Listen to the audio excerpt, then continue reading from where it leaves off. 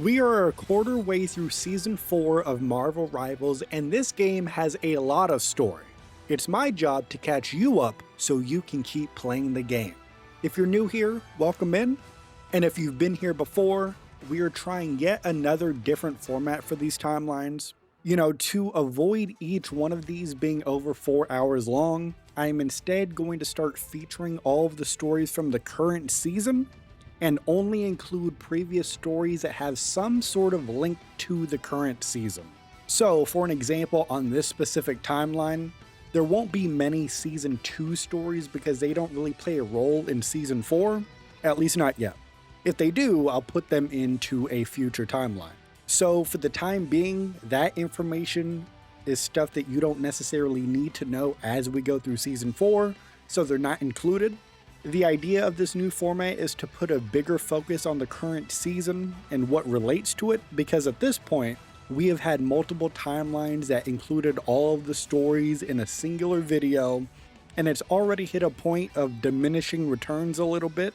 So if you don't want to wait for the rotation of stories in future timelines, feel free to go back and watch a previous edition that's more comprehensive. But even if you've heard these stories before, with this new layout of them and this new order, it may give you a new experience. So it would freshen it up a little bit. That's kind of the idea here.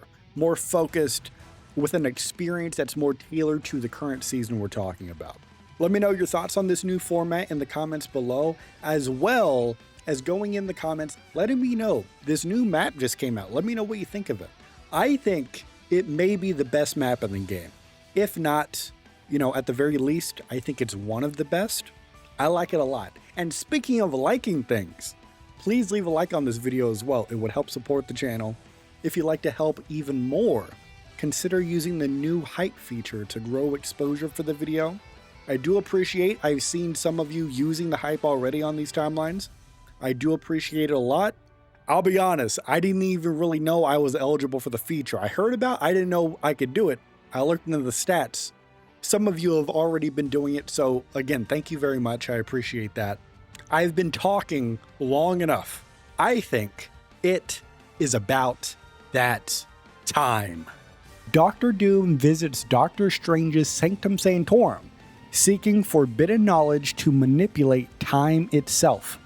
Doom requests access to the Darkhold, an evil magical book, and he wants it specifically for the vampiric verses, which he believes can help Doctor Doom bend time like Dracula once did.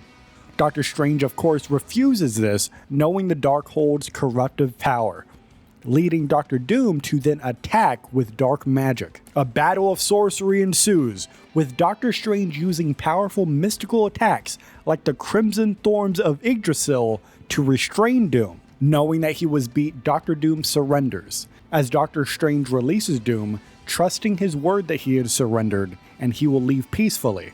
But Doctor Doom vows that he will find one way or another to conquer time. And before departing, Doom warns Doctor Strange of an impending great evil that will engulf the city in darkness. To keep the Darkhold safe, Doctor Strange then banishes it to a hidden corner of the astral plane, just beyond Doom's reach. And months later, Doctor Strange senses a massive disturbance in time and space itself, seemingly originating from the nation of Latveria. The disturbance tears through dimensions, including the astral plane, and heads straight for Doctor Strange's Sanctum Sanctorum. Strange only has a moment to act, knowing this decision could determine the fate of countless universes. The God of the Moon, Khonshu, abruptly summons Mark Spector, the Moon Knight, mid-battle, pulling him into the divine space for an urgent mission. But before they talk for too long, Doctor Doom arrives unexpectedly in this divine space. How did he get here? Khonshu nor Moon Knight know. But Doctor Doom is here seeking Khonshu's help in shrouding a city in eternal night to study the vampiric verses and manipulate time. Khonshu orders Moon Knight to get Doom out of this space. So Moon Knight battles Dr. Doom, but Dr. Doom overpowers him using the daggers of Dormammu, forcing Khonshu to intervene. Dr. Doom then reveals that the vampires originated from an ancient Darkhold curse, and he believes their magic holds the key to controlling time. Doom proposes using Khonshu's power to trap the city of New York in permanent darkness, making it a vampire breeding ground for his experiments. Khonshu refuses, warning of an even greater coming darkness that could threaten gods and mortals alike. Khonshu then banishes Dr. Doom from the divine space, but Doom vows to find another way to achieve his goal. With Dr. Doom now gone, Khonshu now seeks the Montesi formula, a spell in the Darkhold that could erase all vampires permanently. Moon Knight is then tasked with protecting New York City while preparing for the inevitable war against the vampire hordes. As Moon Knight returns to New York City, Moon Knight swings into action, knowing that his white costume will not stay clean for long, with his battle shortly ahead. The first gallery card is Let There Be Rivals, which is a passage written by Dr. Doom 2099. Now, Dr. Doom says he tried to control time itself, viewing it as the last true shackle on humanity's path to godhood. He says he forged a cage for time, reshaping reality and history like building blocks. However, despite his power, Doom was ultimately outwitted by time itself, which reshaped itself and resisted Doom's control. Now, there are multiple versions of Dr. Doom. This one in 2099 and another one that he mentions, and he's very critical of this other one. Says he's more reckless, one from a distant past, a distant reality. And now the timeline has been catastrophically damaged by both of the Dooms doing their time experiments. Their meddling triggered a chrono catastrophe, which has sent a wave of destructive energy tearing across the entirety of the multiverse. And the multiverse is now split into chronoverses, which are fractured timelines where some realities collapse, merge, or just flat out vanish. Now, Dr. Doom 2099, he is feeling superior and bitter as he sees himself as the one who must now manage the consequences of the catastrophe. He has no respect for the version of Dr. Doom that's in the past. Surprisingly though, Dr. Doom, a man of action, he chooses a different path. Instead of acting directly as he usually does, Dr. Doom plans to manipulate heroes across dimensions to fix the multiverse for him, because this man sees them as useful pawns for his grander plan to take over the multiverse. Next up, we got your biggest rival, which is coming from the perspective of Galacta. Now, she starts off by saying that the voice you hear while you're playing the game is her, Galacta, daughter of Galactus, as she's acting as a narrator, as a fan, as an occasional cheerleader. Now, Galacta, of course, has inherited Galactus's cosmic hunger, but instead of eating inhabited worlds, she tries to control her cravings by eating cosmic constructs, which brings her to her new favorite snack, Chronovium. It's a crystal made out of pure chrono energy generated by the time stream entanglement, which is a multiversal crisis that is threatening to collapse all realities. With this threat, Galacta has preserved a handful of timelines, which serves as maintaining a steady chronovium supply and delay the total collapse of the multiverse itself. Now, as all of this is unfolding, her role is more passive. She's watching these events rather than directly interfering, at least for now. For now, the heroes and villains across the multiverse are fighting over how to fix reality themselves, each with their own different ideas, causing major conflicts across timelines. Galacta is watching all of this unfold like her own personal drama-filled TV show, snacking on chronovium like popcorn, having a great time with a dinner and a show. Hela, the Queen of Hell herself, senses the shattering of realities caused by the time stream entanglement, and she seeks to exploit the disruption for her own power. she learns of an element named chronovium, a material formed from temporal disturbances, and gathers samples from across different realms. Each one of them are slightly different in nature. A lost soul in Hell reveals knowledge of Celestials and their vast power, fueling Hela's ambition to claim them for herself and expand her dominion beyond Asgard and the Ten Realms itself.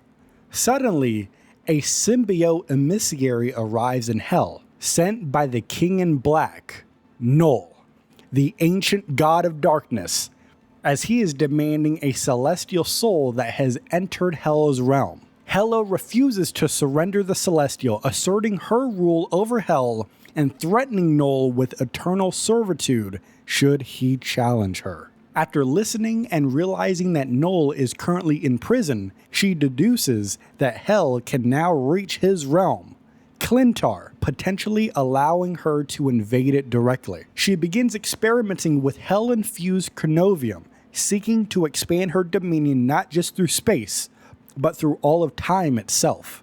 Hela's goal is to make Hell a force that absorbs all souls, past and future, ensuring that even beings from different timelines will be bound to her rule.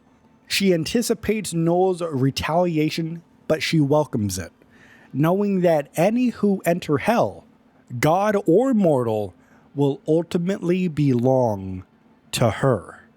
With her growing power over time itself, Hela commands the chronovium to reveal the future, as she already claims dominion over the past. The god of mischief, Loki, discovers that Yggdrasil's sap now holds a new temporal magic, a result of the time stream entanglement, and begins experimenting with it.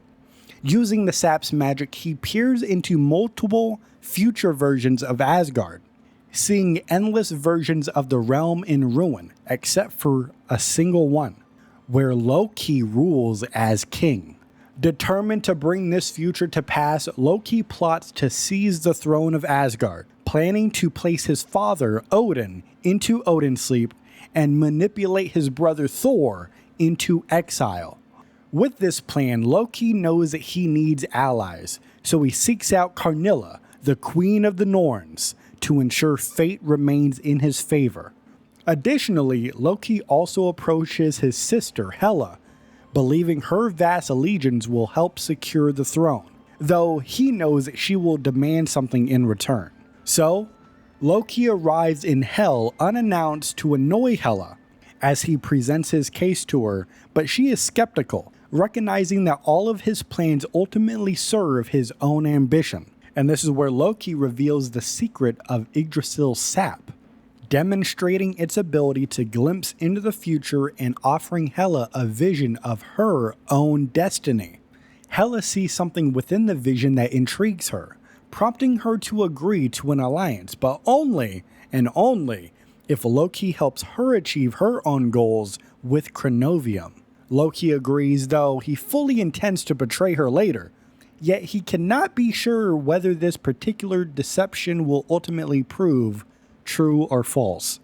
With Hela's forces potentially at his disposal, Loki's schemes for the throne of Asgard advance, but the true consequences of meddling with time will remain uncertain. The god of thunder, Thor Odinson, is currently imprisoned in the Tower of Solitude by his brother Loki, who has usurped the throne of Asgard through deception and powerful new magic.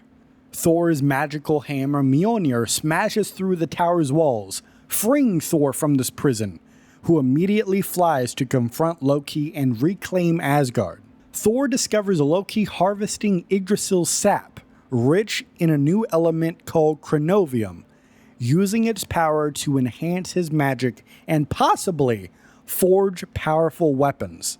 Thor and Loki clash on the palace plaza, but Loki reveals that he has anticipated Thor's escape and has already allied with their sister. And that's when Hela arrives with an army of the dead infused with chronovium, overwhelming Thor as Loki watches smugly. Despite his best efforts, Thor cannot hold off the endless legions, and Hela ultimately restrains him with a powerful spell, Loki declares that Asgard is now his, claiming that Odin has abandoned it and that he alone can reshape the fractured realms. Meanwhile, Hela, revealing her own ambitions, casts Thor into an unknown realm, ensuring that he cannot interfere with either of their plans. Thor then crash lands in a mysterious red-hued desert on Midgard, only to be immediately attacked by a gamma-infused, even stronger version of the Hulk, wearing some strange belt. Thor eventually disables Hulk's power-enhancing belt, reverting him back to Bruce Banner, who is shocked to see Thor and reveals that people have been searching for Thor for a long time. Thor, however, only cares about one thing right now: getting back to Asgard, and he needs Bruce Banner's help. Next up, we have family affairs being told from the perspective of the Asgardian messenger Squirrel, known as Ratatoskar. Now, Ratatoskar is writing a letter warning of chaos spreading through Yggdrasil and the 10 realms. Odin has fallen into a deep slumber, leaving Loki to seize the throne of Asgard and reshape it in his image. Now, a cosmic chronal surge disrupted time and space, mutating Yggdrasil and Asgard into a merged realm called Isgard, a fusion of the ancient and the new. Loki seeks to drain Yggdrasil's sap, which now contains raw, temporal power, likely to manipulate time for his own gain. Meanwhile, Hela, the Queen of the Dead, allied with Loki in exchange for expanding her dominion into the land of the living, but her true goals may be far more sinister than that. With Hela's aid, Loki banished Thor Odinson to a distant dimension, leaving Asgard defenseless and under their control. Ratatoskar calls on others to rise up and reclaim Isgard before Loki's actions doom all 10 realms, and possibly all reality. Natasha Romanoff, the Black Widow, infiltrates Alchemax's Tokyo headquarters in the year 2099, searching for a classified Mercury-level asset. Black Widow expertly navigates the building's high-tech security, including laser traps and elite guards, in order to reach a heavily restricted underground vault. Inside this vault, she discovers encrypted files referencing an old super soldier serum, as well as Krakoan flowers and surveillance photos of herself and Nick Fury. At the center of the room, she finds a massive, frozen crystal containing a mysterious human figure, the asset she is here searching for. Initiating the thawing process on this crystal, she is absolutely stunned as she sees a man in red, white, and blue emerge. It is Captain America, Steve Rogers, frozen since World War II. A disoriented Captain America immediately wakes up and asks about the Red Skull, only to learn from Natasha that the Red Skull has been dead for over 50 years. Before both of them can process the situation, the Public Eye security force storm the chamber, forcing Natasha and Cap to fight their way out. As they reach the building's lobby, they are confronted by a massive Public Eye mech, which Cap takes down using a piece of its armor as a makeshift shield. However, the mech activates a self-destruct sequence, causing a massive explosion. Cap shields Natasha from the blast, but vanishes in the aftermath. The Black Widow escapes into the night, her mission incomplete, but for the first time in decades, Natasha feels something unexpected. She feels hope. The X-Men, known as the Wolverine, shares his recent adventures over a drink at Krakoa's Green Lagoon bar, reflecting on the chaos caused by the time stream entanglement. Krakoa was displaced to the year 2099, where Magneto has transformed it into a sanctuary for displaced mutants, though tensions remain over Logan's work with human resistance fighters. The Wolverine recounts how he searched for the Black Widow, Natasha Romanoff, in Tokyo, only to find Captain America, Steve Rogers, freshly thawed from a mysterious Alchemax lab under attack by Doombots, created by, of course, Doctor Doom. Wolverine and Captain America fought side by side, taking down the Doombots, but Logan realized hiding Cap on Krakoa could put all mutants in danger. So, with the goal of keeping Captain America safe, he then brings Cap to a resistant safe house, as the Wolverine then used Krakoan medicinal flowers to help Captain America recover from his long stasis and battle injuries. Steve Rogers, then eager to fight alongside Wolverine against tyranny once more, offered to join the resistance, but Logan warned that his presence would draw too much attention to what they were doing. Instead, Wolverine devised a plan to send Captain America to the intergalactic Empire of Wakanda, where the Black Panther, King T'Challa, has been seeking allies against an ominous coming threat across the universe. So then, using a Chemio bead gifted to the Resistance, Logan led Captain America to a Wakandan embassy in Tokyo, where a portal then opened to Wakanda's empire. Captain America then saluted over to the Wolverine as the portal closes as he steps through, disappearing into the unknown future, leaving Wolverine to resume his search for the Black Widow. Now, as Logan finished his drink here on this bar, Magneto reflects on the story he had just heard and reflects on the growing list of potential allies in this new era, considering a partnership with humans, while Logan knows that his next mission is just beginning. In the year 2099, the Yoshida Corporation prepares to sell high-tech weapons to a rising New York crime syndicate called the Castiglions. Now, their representative, Johnny Tower, turns out to be Frank Castle, the legendary Punisher, and kills Shuri Yoshida on the spot. The rest of the Yoshida guards unload their weapons into Castle, but he survives, revealing his iconic white skull symbol underneath his tattered shirt. Before Frank Castle can finish off the remaining Yoshida forces, though, Natasha Romanoff, the Black Widow, intervenes, demanding he let them go. The Punisher is shocked to see that Natasha is still alive after more than a century, and the two realize they both have undergone anti-aging treatments. Natasha reveals that she recently freed Captain America Steve Rogers from a secret Alchemax facility, but since then they were separated. Captain America has vanished. Now, their conversation about this is cut short as the public eye has soldiers storm the warehouse, forcing them to fight side by side. Now, the Punisher, known for his lethal methods, surprisingly holds back and uses non-lethal force at Natasha's insistence. And then after the fight, Castle realizes that Natasha had lured the public eye there on purpose to test his loyalty.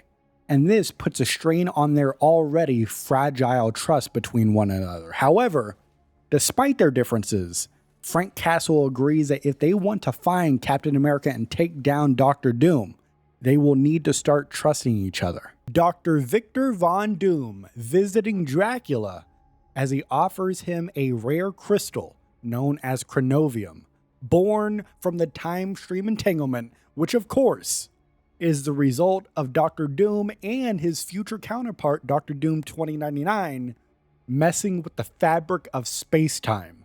Doctor Doom proposes combining Dracula's immortal blood with Chronovium to freeze New York City in eternal night, offering it as Dracula's empire.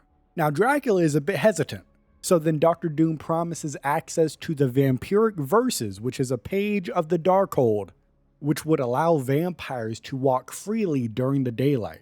This is an offer that Dracula simply can't refuse. He agrees, giving Doctor Doom a drop of his blood to begin the spell. Mr. Fantastic, Reed Richards, is studying a Chronovium crystal as he makes an interdimensional call to an alternate version of Princess Shuri of Wakanda. And as the two are talking about Chronovium and are talking about the time stream reintegration device that they've worked on, Princess Shuri introduces the term chronoverses as they begin to find out the time stream entanglement has created branching alternate realities. So far, they know of at least 4 known realities, due to both of them having varying degrees of interactions with these alternate people, such as Shuri now teaming up with an alternate version of Captain America, who was not awoken from his ice until the year 2099.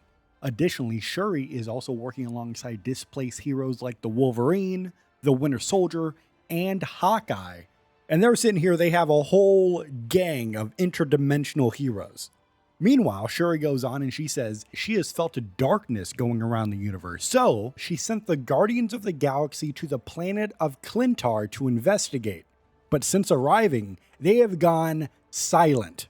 And on top of all of that, about a week ago, Shuri sent her brother, the Black Panther, King T'Challa, with a heart-shaped herb to Reed Richards' universe in order to potentially use that herb to cure the vampires in New York City. The only problem is, it's been a week. Reed Richards has no knowledge of Black Panther arriving. Where is the Black Panther? The Black Panther is in New York City after recently arriving through a portal from the intergalactic empire of Wakanda, as he arrives with the heart-shaped herb in hopes to cure the vampires of New York City. However, as he's walking, trying to find the Baxter Building, Black Panther is ambushed by vampires and manipulated by Dracula, who uses a blood-infused chronovium crystal to begin transforming him into a vampire. Dracula fails to bite T'Challa due to his vibranium suit, so Dracula instead tries to magically enslave him.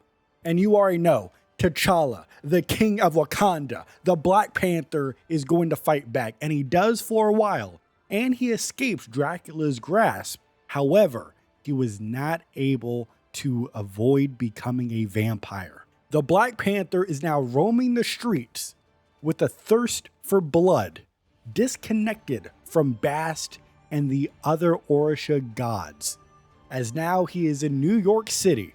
No longer the Black Panther, now a vampire, conflicted about using the heart-shaped herb on himself or not. Doctor Doom arrives at the Sanctum Sanctorum attempting to claim the Darkhold from Doctor Strange. But Stephen Strange is a very smart man. Once he gets a little sniff of Doctor Doom wanting to use a Darkhold, Doctor Strange hides it in another dimension. However, due to the time stream entanglement, Doctor Strange is trapped in the astral plane where he discovers that Khonshu now holds the Darkhold. And with New York City now overrun by vampires, Khonshu wants the Darkhold to cast a spell known as the Montesi Formula that will destroy all vampires. But it would also kill the innocent ones that were turned into vampires as well. So, Doctor Strange, who learned from the Scarlet Witch that Khonshu is a bit of a fiend for challenges in games. He's a bit of a gambler. Doctor Strange challenges Khonshu to a game of Senate, using Doctor Doom-inspired strategy to win the game, escape, and reclaim the Darkhold. The leader of both Krakoa and Ororo, Storm, is caught in a sudden cosmic disturbance while walking along Ororo's shores on Mars. A massive time storm erupts, distorting reality, causing Krakoa and Ororo to overlap and merge, and nearly becoming one entity, risking destruction of both. The storm accelerates time chaotically, making plants grow and decay instantly, while unknown crystals rain down, disturbing space and time. Storm instinctively realizes she can control the storm, not through weather manipulation, but by guiding the flow of time itself like an experienced ship captain. She prevents Krakoa and Ororo from permanently fusing, helping them separate before the storm fully subsides. As the time storm ends, Storm finds herself mysteriously transported from Ororo to Krakoa without using the gateway that is needed to go into Krakoa. So she begins to question this, whether this is the same reality that she left. She begins to wonder if this timeline has shifted and if her loved ones and allies are still the same ones. The mysterious time-infused crystals remain, which she gathers to investigate, believing Charles Xavier and Magneto must be warned immediately. As she looks around, Storm sees unfamiliar faces among Krakoa's survivors, realizing the storm may have pulled people from different times or realities themselves.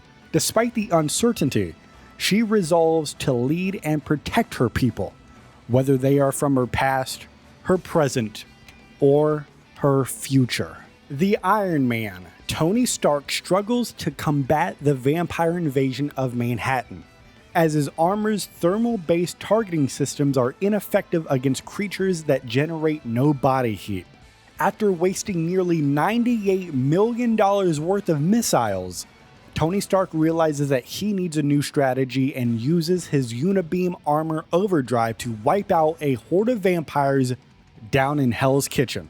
But before he can celebrate this victory, Mr. Fantastic, Reed Richards, calls him back to the lab, revealing that Ben Grimm has recovered a highly pure chronovium crystal that may power the time stream reintegration device.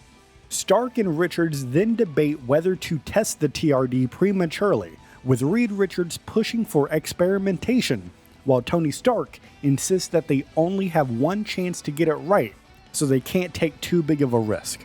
Their argument is soon interrupted when Moon Knight arrives, revealing that the vampires have been using the construction site as a secondary nesting ground. Tony Stark realizes a little bit too late that he was lured into a trap, because vampires had been waiting silently in the rafters, ambushing him and Moon Knight. Moon Knight then uses an enchanted ankh to repel the vampires, explaining that the only true way to wipe them out is by using an ancient spell known as the Montesi formula. This spell is written within the Darkhold, but its pages were scattered across New York City when an alternate Wanda Maximoff pulled Doctor Strange back into their dimension. Moon Knight warns that using the spell would destroy all vampires, including the innocent New Yorkers who were turned into vampires, forcing Tony Stark to consider an impossible moral choice. However, before Tony Stark can even make a decision, his AI, Friday, detects a massive Asgardian power surge in Central Park, forcing Iron Man to change course, leaving Moon Knight with one final question. Whose side are you on? Squirrel Girl and her army of squirrels fight off hordes of vampires in New York City, protecting the city from the supernatural invasion. Her best friend, Tippy Toe, alerts her to a strange occurrence. A giant squirrel has crash-landed in Central Park. The injured creature introduces herself as Ratatoskar, a legendary Asgardian squirrel from Yggdrasil, claiming that it was attacked by Dr. Victor Von Doom and Dracula. Ratatoskar then reveals its horns is made from Yggdrasil's wood, carrying life-giving powers that could permanently destroy Dracula, making Ratatoskar a prime target. Now, before Squirrel Girl and Tippy Toe can process his revelation, Dracula and his elite vampire army attack them, demanding Ratatoskar be turned over to him. Squirrel Girl and her squirrel allies battle Dracula's forces but are quickly overwhelmed as a vampire lord turns her squirrel army against her. Dracula's mind control leaves Squirrel Girl paralyzed with shock, as even Tippy Toe turns against her, preparing to attack her. At the last moment though, Iron Man and Moon Knight arrive, blasting Dracula's forces and breaking his control over the squirrels. However, within the chaos, Dracula escapes with Ratatoskar, leaving Squirrel Girl devastated and determined to rescue her new friend. Despite wanting to chase after Dracula, Iron Man insists Squirrel Girl retreat, carrying Squirrel Girl to safety, leaving her feeling helpless and, for the very first time, uncertain of victory. Peni Parker reflects on the chaos caused by Dr. Victor Von Doom, the destruction of the web of life and destiny, and her own displacement in Tokyo, far from her old life in New York City. Despite the heavy burden, she tries to remain optimistic, focusing on upgrading her spider mech and protecting time and space. Peni Parker has been experimenting with chronovium, discovering it is some form of crystallized time, though its full properties remain unclear. Peni is doing her job in patrolling the web of life and destiny and spots a Doombot sneaking towards the Master Weaver and his apprentice, Spider-Zero. Peni then ambushes and destroys the Doombot midair, sending debris scattering across the web strands. And this is where the Master Weaver cryptically tells Peni that all things, including chronovium, are part of the web, but gives no further answers beyond that. Spider-Zero, meanwhile, is writing messages and attaching them to chronovium, sending them through portals to other versions of herself. Peni learns that Spider-Zeros can influence other realities, but Spider-Zero warns her that the web is too fragile to make drastic changes. And when more Doombots begin to attack, Spider-Zero effortlessly portals them away, making Peni realize that there's much more to her powers than she understands. And as Peni Parker resumes her patrol, she reflects on her father's legacy and how, despite everything, she believes that he would be proud of her and the work that she is doing for the multiverse. Spider-Man Peter Parker swings to the Queensboro Bridge every week, longing to visit Aunt May.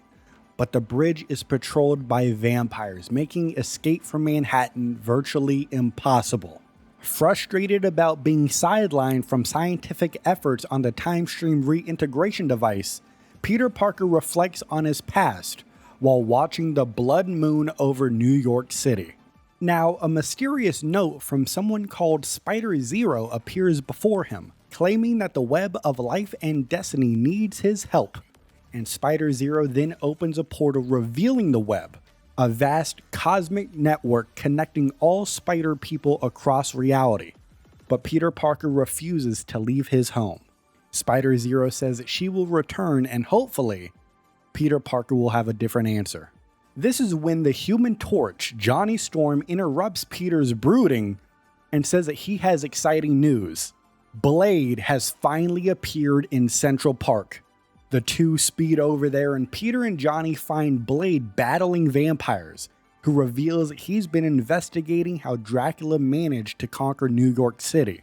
But before they could get more answers from Blade, Dracula himself emerges from the shadows, forcing the trio into a desperate fight. Dracula then transforms into a monstrous bat-like form, extinguishing Johnny's flames and captures Blade, flying towards his castle. And as Peter Parker watches Dracula escape with Blade, he begins to doubt himself, wondering if he should have accepted Spider-Zero's offer after all. The vampire hunter known as Blade returns to New York City and learns of Dracula's eternal night spell over the entire city. Shortly thereafter, Blade, Spider-Man, and the Human Torch fight Dracula, but Dracula is able to defeat them. Blade and the messenger squirrel from Asgard, Ratatoskar, are imprisoned by Dracula under Central Park. And this is a big problem because that is where Dracula's castle now lies. The Daily Bugle's J. Jonah Jameson reports that New York City has been in darkness for an extended time now. Vampires roam the city freely, as Mr. Fantastic, Reed Richards, and the Iron Man, Tony Stark, are working on a cure, but they disagree on the methods on how to use it. Meanwhile, the Fantastic Four, Squirrel Girl, Moon Knight, and Cloak and Dagger patrol the streets, saving civilians from vampires. And of course, that menace, Spider-Man, once there's trouble afoot, he goes through a portal to go to the future. Who knows where that guy went? He's a menace! Khonshu's avatar, Moon Knight, has formed the Eternity Knights, which consists of course, himself, Moon Knight, Iron Man, the Wolverine, the Winter Soldier, and a new sword-wielding ally. Now, after they assemble, Iron Man enhances his armor with chronovium and develops a time-rewinding tech to go alongside with it. Now, this team is crazy. They fight vampires with lethal tactics. Now, you have to remember, Some of these vampires out here, they were just innocent civilians. They were just living in New York City, and they got bit by vampires. Not all of these guys are Dracula's henchmen. You know what I mean? You got to remember that. But hey, Iron Man is just punching him right in the jaw with this new tech he's got. Now, Moon Knight notes that they have seen a rise in a rival vampire faction, led by someone in white armor. Who could that be? Dr. Stephen Strange and Mr. Fantastic Reed Richards extract time energy from the Book of the Darkhold in order to power the time stream reintegration device. However, as they're trying to do this, the Iron Man, Tony Stark, attacks, claiming that they're missing critical pages in order to do this. They're missing the Montesi formula, and they are missing the vampiric verses. So as all three of them argue, Reed Richards now is less confident in using the TRD so soon, adding yet another wrench into the story of how to find a solution for the vampires in New York City. The Thing, Ben Grimm, is doing his daily patrol. I mean, not daily, nightly, always. It's always night. Nightly patrols. And he discovers that the new vampire army in Washington Square Park is led by a vampiric King T'Challa. Now, once the Thing gets in there, they start talking. All right, here's the thing. He's very persuasive. And the Thing says, here's the thing. You need to consume that heart-shaped herb. We need you. We can figure out another solution to end the vampires, but we need you to be you. So King T'Challa consumes a heart-shaped herb, temporarily curing himself. Look at the adjective, temporarily.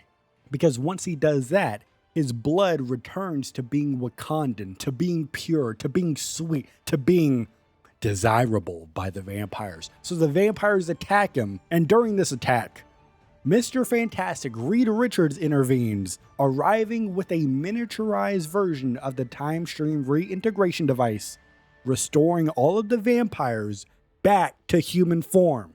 However, because Reed Richards used this miniaturized TRD to reverse time in this localized area, T'Challa is now re-vampirized as a side effect, but they don't have another heart-shaped herb to reverse the effects, so he is now a vampire once again.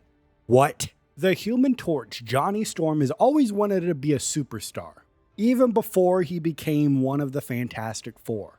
But the stakes are at an all-time high now. New York City, overrun by vampires, and it's been going on for a long time now. So they need to come up with a plan, and Johnny Storm comes up with this grand plan. Johnny Storm is going to become Harry Potter. Oh no, he's going to sacrifice himself.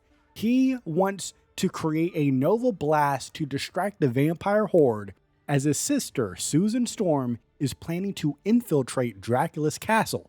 So, Johnny Storm takes a moment to reflect on his growth and his legacy as a Human Torch, as this plan might be what makes him the star that he's always meant to be. Lin Lee, the new Iron Fist, meditates under the Tree of Immortality in Kunlun, reflecting on how he became the protector of the mystical city after wielding the shattered sword of Fuji. The time stream entanglement has merged Kunlun with the other capital cities of heaven, but all the other immortal weapons have mysteriously vanished, leaving Lin Lee alone. As he ponders his fate, a green mist materializes and attacks him, revealing itself to be a thief stealing enchanted fruit from the Tree of Immortality. The Iron Fist gives chase, leaping across rooftops, and eventually recognizes the thief as the Prince of the Orphans, the immortal weapon of Zigambo. The chase leads Lin into a shadowy underground realm known as the Land of Shadows, which was once the infamous 8th City, a prison for the capital cities of heaven. Inside, the Iron Fist finds the Prince of the Orphans caring for a sick infant named Lhasa, whom he rescued from a war between ancient forces and elder gods. Iron Fist then uses his Shi to restore the decaying enchanted fruit, saving the child and earning the Prince of Orphans' respect. In return, the prince offers to train the Iron Fist in martial arts, knowing he never properly trained in the ways of past Iron Fists.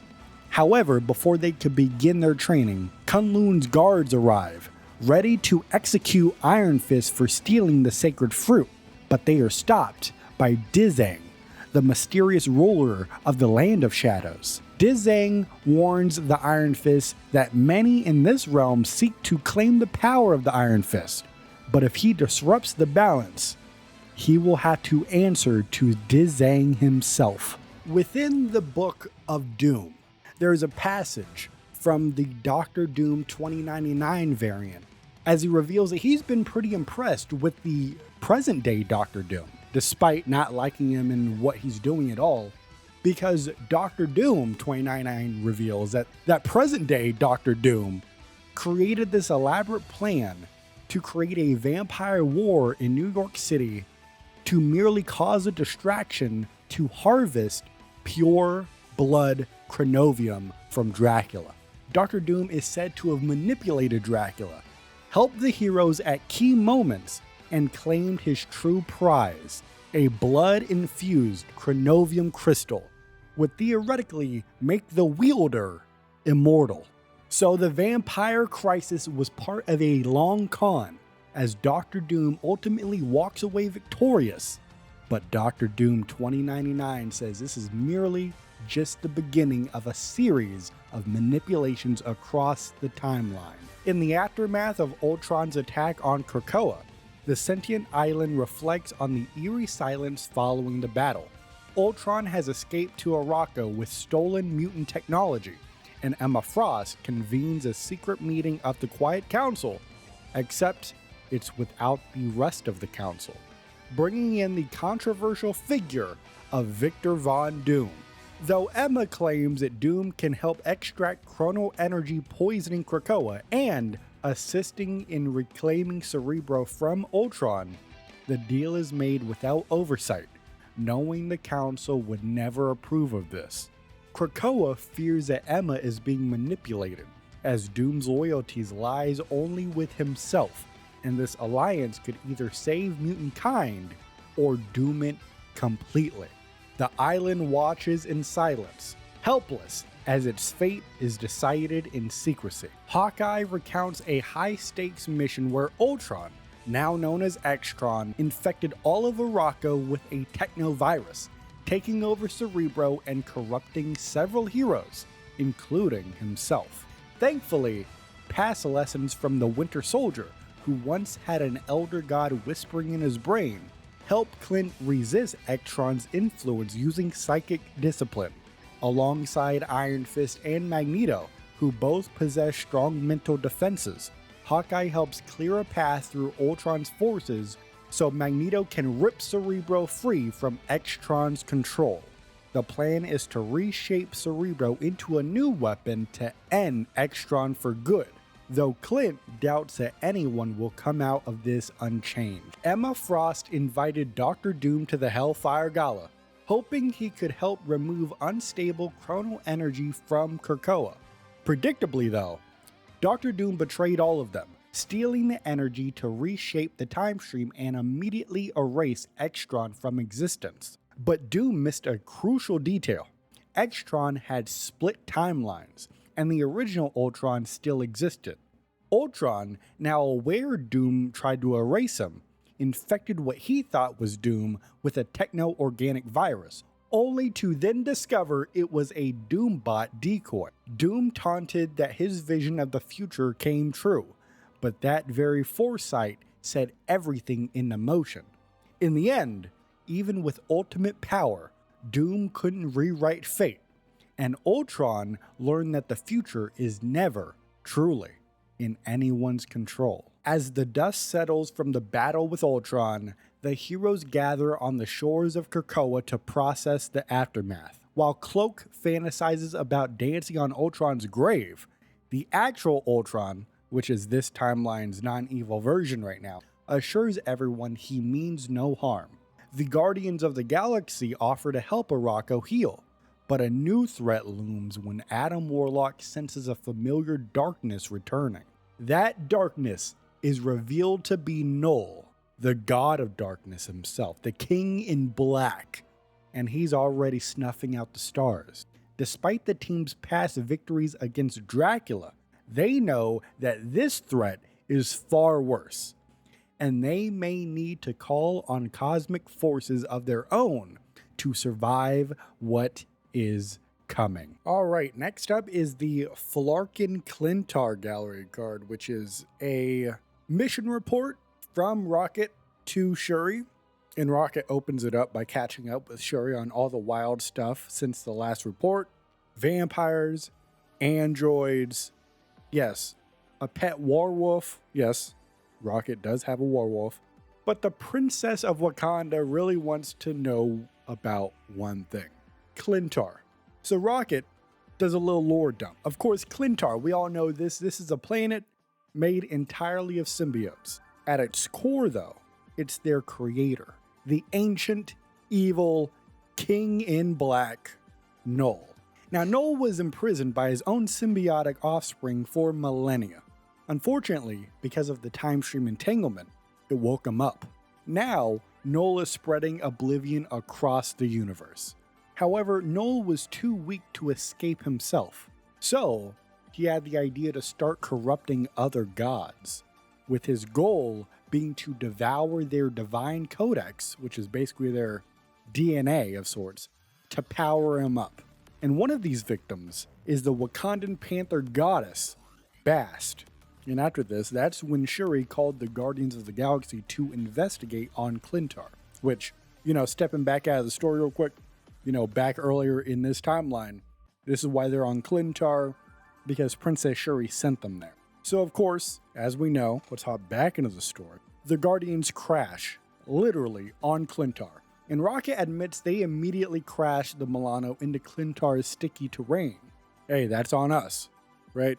But they turned it around fast. They ran into Venom, who was also poking around the planet. Together, they uncovered Null's next power grab, the Celestial Heart Bomb. Deep in the Agents of the Cosmos complex, they found a giant heart. It was the divine codex of a dead Celestial orbiting Klyntar, and it was being twisted by Null into a new dark power source. Rocket and the rest of the Guardians used some Wakandan tech and his own tech in order to turn the codex into a living bomb, with their plan to feed that bomb to Null. And they thought it worked, but really they just got played like a fiddle because Null faked his death. And while the heroes turned their attention towards saving New York City from vampires or Krakoa against Ultron and his forces, Null went into hiding. He's now biding his time, waiting for another source of cosmic power. And now, the Phoenix is here because the Milano scanners detect the Phoenix force in Klyntar's skies. But Rocket doesn't like what that implies, because Rocket says, if the Phoenix really has shown up, terrible impression, I'm sorry, but let's run it back. Let me double down on it. If the Phoenix really has shown up, I've got a feeling we'll be seeing that freak's pasty face again. Of course, talking about Null.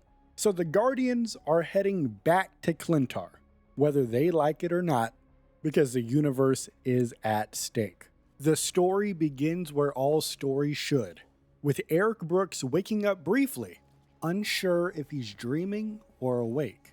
Standing before him is Reed Richards of the Fantastic Four, and Reed looks this man Blade dead in the eye and says, Dracula's gone, Blade. You're free now.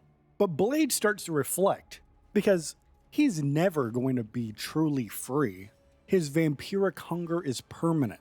But if Dracula is defeated, he can at least rest a little easier. And as he's laying there, weary and weak, Blade mutters, it's about damn time. And then he closes his eyes again.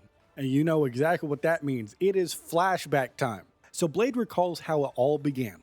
There was a rumor going around that Dracula was sleeping with your mother. Yeah, you listening right now, with your mother. And Dracula also planned to take over New York City and turn it into his empire of eternal night. Now, Blade, as a daywalker, dedicated his life to hunting the worst vampires around, and none of them were worse than Dracula. So he began a secret mission to uncover Dracula's mysterious ally. His investigation led him to New York, where he became Dracula's most wanted. And that sounds exactly like the challenge that Blade thrives in. Blade fought through hundreds of undead soldiers, and sometimes he even had Spider-Man and the Human Torch backing him up. But during one crucial fight, Dracula's Chronovium-enhanced powers overwhelmed him, and the Vampire King turned himself into a giant bat, capturing Blade. Since then, Blade was imprisoned, subjected to dark magic experiments, and relentlessly drained of his blood. Now, it's at this point you're probably asking yourself, why would he want Blade's blood? Well, it's super easy, barely an inconvenience for me to explain to you. Dracula planned to use Blade's hybrid blood to make his minions immune to sunlight, and this process left Blade gravely wounded and slipping in and out of consciousness. And during this process, of course, Blade questions reality itself. He even had a conversation with a giant talking squirrel that he may or may not have imagined himself. Spoiler alert, it was real. We covered that story. Oh, hell yeah. This is why you gotta subscribe. But here's the thing. The flashback is over. We're now back in present time. We're now back at the moment where Reed Richards was staring this man dead in the eyes, and Blade gets lifted onto the Thing's rocky shoulders, meaning this is definitely real. Blade is not imagining being rescued. And while Blade is regretting not killing Dracula himself, he instead focuses on regaining his strength. Mr. Fantastic takes him to the Baxter building, but he sees his wounds are too severe. So, Reed sends him to the Intergalactic Empire of Wakanda for treatment. That's right, you may as well call me Loki because I just tricked you. We are still in the flashback. The rescue is in the flashback. So Blade gets sent off over to Wakanda over in space. Reed uses his interdimensional bridge to the palace of King T'Challa and Princess Shuri. Now, while heroes defend Krakoa from Ultron's invasion, Shuri decides on an unorthodox treatment for Blade. She decides to use an experimental serum using extract from the heart-shaped herb. The herb is normally reserved for the Black Panther. However, desperate times call for desperate measures. Much like there is typically only one Black Panther, there's only one Blade, and there's only ever gonna be one Blade. Now, as Shuri is doing this, she is also already developing a cure for T'Challa, who is currently a, quasi-king of the vampires. He got bit by Dracula, but right now he's just, it's this weird thing where it doesn't really matter. Like, it's not a real curse right now. He is a vampire, but it's no big deal. Bottom line is, no one's gonna get in trouble. Nobody should feel sad at all. The cops were just like, oh yeah, this is fine. Don't worry about it at all. Yeah, the cops aren't even follow up on it because the people are already dead. So Blade takes the serum, and his consciousness enters a vision. He walks through an endless field of glowing purple heart-shaped herbs, which, by the way, let's take a pause. Imagine you're given some drugs, right? You get high on the drugs. Imagine your high is just you're walking through a field of those drugs. I think that's the purest form of the term chasing a high I think I have ever seen in my life. Anyway, in this vision, a gust forms the leaves into a woman swirling with red and black energy, with a spiral on her forehead, then morphs into Bast, the Panther goddess. And immediately, Blade kneels respectfully, but Bast lunges at him, attacking his vampiric side. Now, the legends say that the herb can cure vampirism, and this confirms it, but Blade refuses the cure. He believes he still needs his powers to protect the world. So the two begin fighting. They start throwing punches, and Blade dodges Bast's claws and jaws. He's weaving in and out. He starts to reach for a sword, but he finds it's gone, because physical items can't come to the spiritual plane. Distracted for just a moment, he is slashed across the back. His blood pools on the ground, and in its reflection, he sees your mother's face. Oh, sorry, not your mom. His mother's face. She offers him something. So Blade plunges his hand into the crimson pool and pulls out a gleaming silver sword.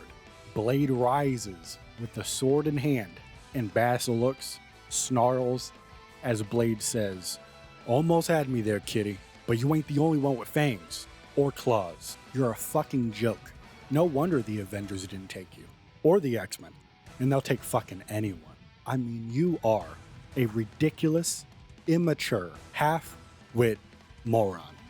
I have never met a sadder, more attention-starved, jabbering little prick in my entire life, and that says a lot because I've been alive for more than 200 fucking years. And I'll tell you, that bald chick was right about one thing. You will never save the world. You couldn't even save a relationship with a goddamn stripper. And motherfucker, I wish I could say you die alone, but it's one of God's best jokes that you can't die, except it's on all of us. And I said, damn! As Blade lunges and strikes Bass down, shattering her into glowing leaves that fade to black. The withered leaves mean that Shuri's treatment failed. It will not cure him, but also won't strip him of his powers. With the fight done, Blade remains in a deep sleep, as Princess Shuri in the physical world knows that she must heal him even further. However, a new threat looms, a darkness spreading across the galaxy toward Wakanda. I don't know if you've heard about it, but the King in Black has come back. So, Shuri leaves a sealed package from Reed Richards beside Blade when he wakes up. Inside is Dracula's sword, intended for Blade to wield for good. Unknown to her, a second silver sword from the Vision also materializes beside him. Even in his slumber, Blade smiles faintly, with a glint of his fangs showing. The Phoenix Force, wings aflame, glides through the cosmic void. Its host, Jean Grey, reflects on Earth and her time with the X-Men on Krakoa. Years have passed since she left to bring the Phoenix's spark to distant worlds in need. Her last tie to humanity, her telepathic link to Scott Summers, was severed by a temporal storm, cutting off all communication with Krakoa itself. Jean fears that Krakoa and the X-Men overall have been lost to the time stream, but she never gave up hope. And out of nowhere, a spark reignites. Out of the blue, a voice echoes through her mind. It's Magneto, saying the iconic words, "To me, my X-Men." It's at this moment Jean realizes that Krakoa is back. Her old allies, Ororo, Eric, Ileana, Emma, Logan, are all still alive. But Scott, he's still missing. And before she can return home, the Phoenix detects a crisis elsewhere. A dying star in another galaxy. Billions of lives are at risk. So of course, Jean races over there. She reaches the sun, but it's not dying naturally. A dark force is smothering its light. The Phoenix recognizes this darkness. It belongs to Null, the King in Black, the god of the darkness who once tried to extinguish all flame. And for the very first time, Jean Grey senses fear within the Phoenix. But like the heroes they are, they act anyway. Jean dives right into the star, reignites it with the Phoenix fire, and burns away all tendrils of Null's corruption, saving multiple civilizations. However, the Phoenix then warns, if Null is back, the whole universe is in jeopardy. And Null's last known location was on the planet of Klyntar, the world of the symbiotes, now Null's prison. Though distant, the Phoenix knows a shortcut, the Divine Space, which is a hidden plane accessible only by cosmic entities. And as Jean and the Phoenix go into the Divine Space, they are met by a corrupted cosmic god, who is Bast, the Wakandan Panther goddess, who is now twisted and hostile. As she says, "You do not belong in our master's glorious oblivion. Your flames must be smothered." And the goat, Jean Grey, claps back at that and says, "I like to see you try." So Bass lunges over at Jean, slashing through the Phoenix's fiery wings, and Jean retaliates by saying, "I am fire and life incarnate. Today, only the darkness shall be burnt away. So then the Phoenix unleashes a cleansing flame, purging the darkness from Bast and the other deities. As a result, they bow in reverence and return to their pantheon, reborn. Jean and Phoenix are left drained, their flames reduced to a flicker. They pause to rest in the divine space, which is able to help them restore some of their strength. During this rest, Jean has a vision. A surge of scarlet energy envelopes her. It clashes with the Phoenix Force, then merges in perfect harmony. It takes the shape of a burning scarlet crown on her head, and Jean awakens and reaches for it, but the crown is gone. Still, she knows it was a glimpse of the future. Now, with their power restored, Jean and the Phoenix exit the divine space, blazing right towards Klyntar. Their goal? Stop Null before anyone else, especially those with darker motives, gets there first. And next up, we got Hela's story, and we start off with Hela's philosophy on kings. All right, she's pontificating up on her little soapbox or whatever. And we see Hela reflecting bitterly on kings, calling them boastful, lazy, overrated. She's looking down on Odin, who needed a nap after barely holding Asgard together. And she hoped that things would be different with Loki as the ruler of Asgard, since of course he promised to help her expand her dominion into the mortal realm in exchange for helping him take over Asgard. But predictably, Loki got distracted, choosing instead to fight on Midgard against vampires and killer robots, I guess, abandoning their deal. Now, Hela joined the battle on Ororo briefly, hoping to harvest powerful souls if any heroes died. She wanted a new champion to replace Loki in her plans to conquer all realms, but none of the heroes that died stayed dead. So Hela quit and returned to Niflheim to think up of a new plan. And upon this, she heard a voice, and it's a whisper calling her name. This voice was sweet, sinister, familiar. She remembered this voice from her brief time on Klyntar during a past mission with the mortals. Back then, a symbiote emissary had warned her of its Dark Lord's return. Hela sent something beneath the surface, but their mission ended explosively before she could confirm anything. Now, the voice was back and calling to her specifically. So Hela used a stolen shard of the Bifrost to portal back to Klyntar. And although she's disgusted by the planet's living terrain, she pressed on, following the voice into dark caverns deep beneath the surface. As the light faded, a mysterious tension filled the air. The voice whispered, "Sweet Hela, home at last." And now, we have a tense, flirty exchange beginning. Hela demands answers, and the voice declares itself, "I do. Null, God of Darkness, the King in Black." And Hela scoffs at the idea. She doesn't need another king. But Null agrees with her and offers something more. "Not my pawn, my queen." Null admires Hela's darkness. He sensed it even before they met. He praises her cosmic balance, likening her role in death to his in darkness. He offers her every soul in existence once he escapes his prison and ends all life. As he says, "When I am finally free, every last creature will become yours for all of eternity." And Hela is intrigued, but she's of course still skeptical. And she says, "What could you possibly offer me that I don't already have?" So then Null puts on a suit. He's looking very fancy. He wants to do his pitch. All right, he sets up a PowerPoint presentation and he begins.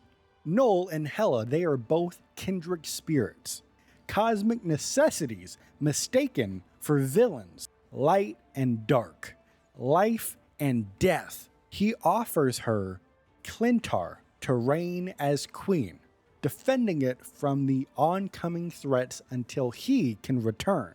So then Hela's response is, "You son of a bitch, I'm in." as she says, "You truly know the way to a girl's heart.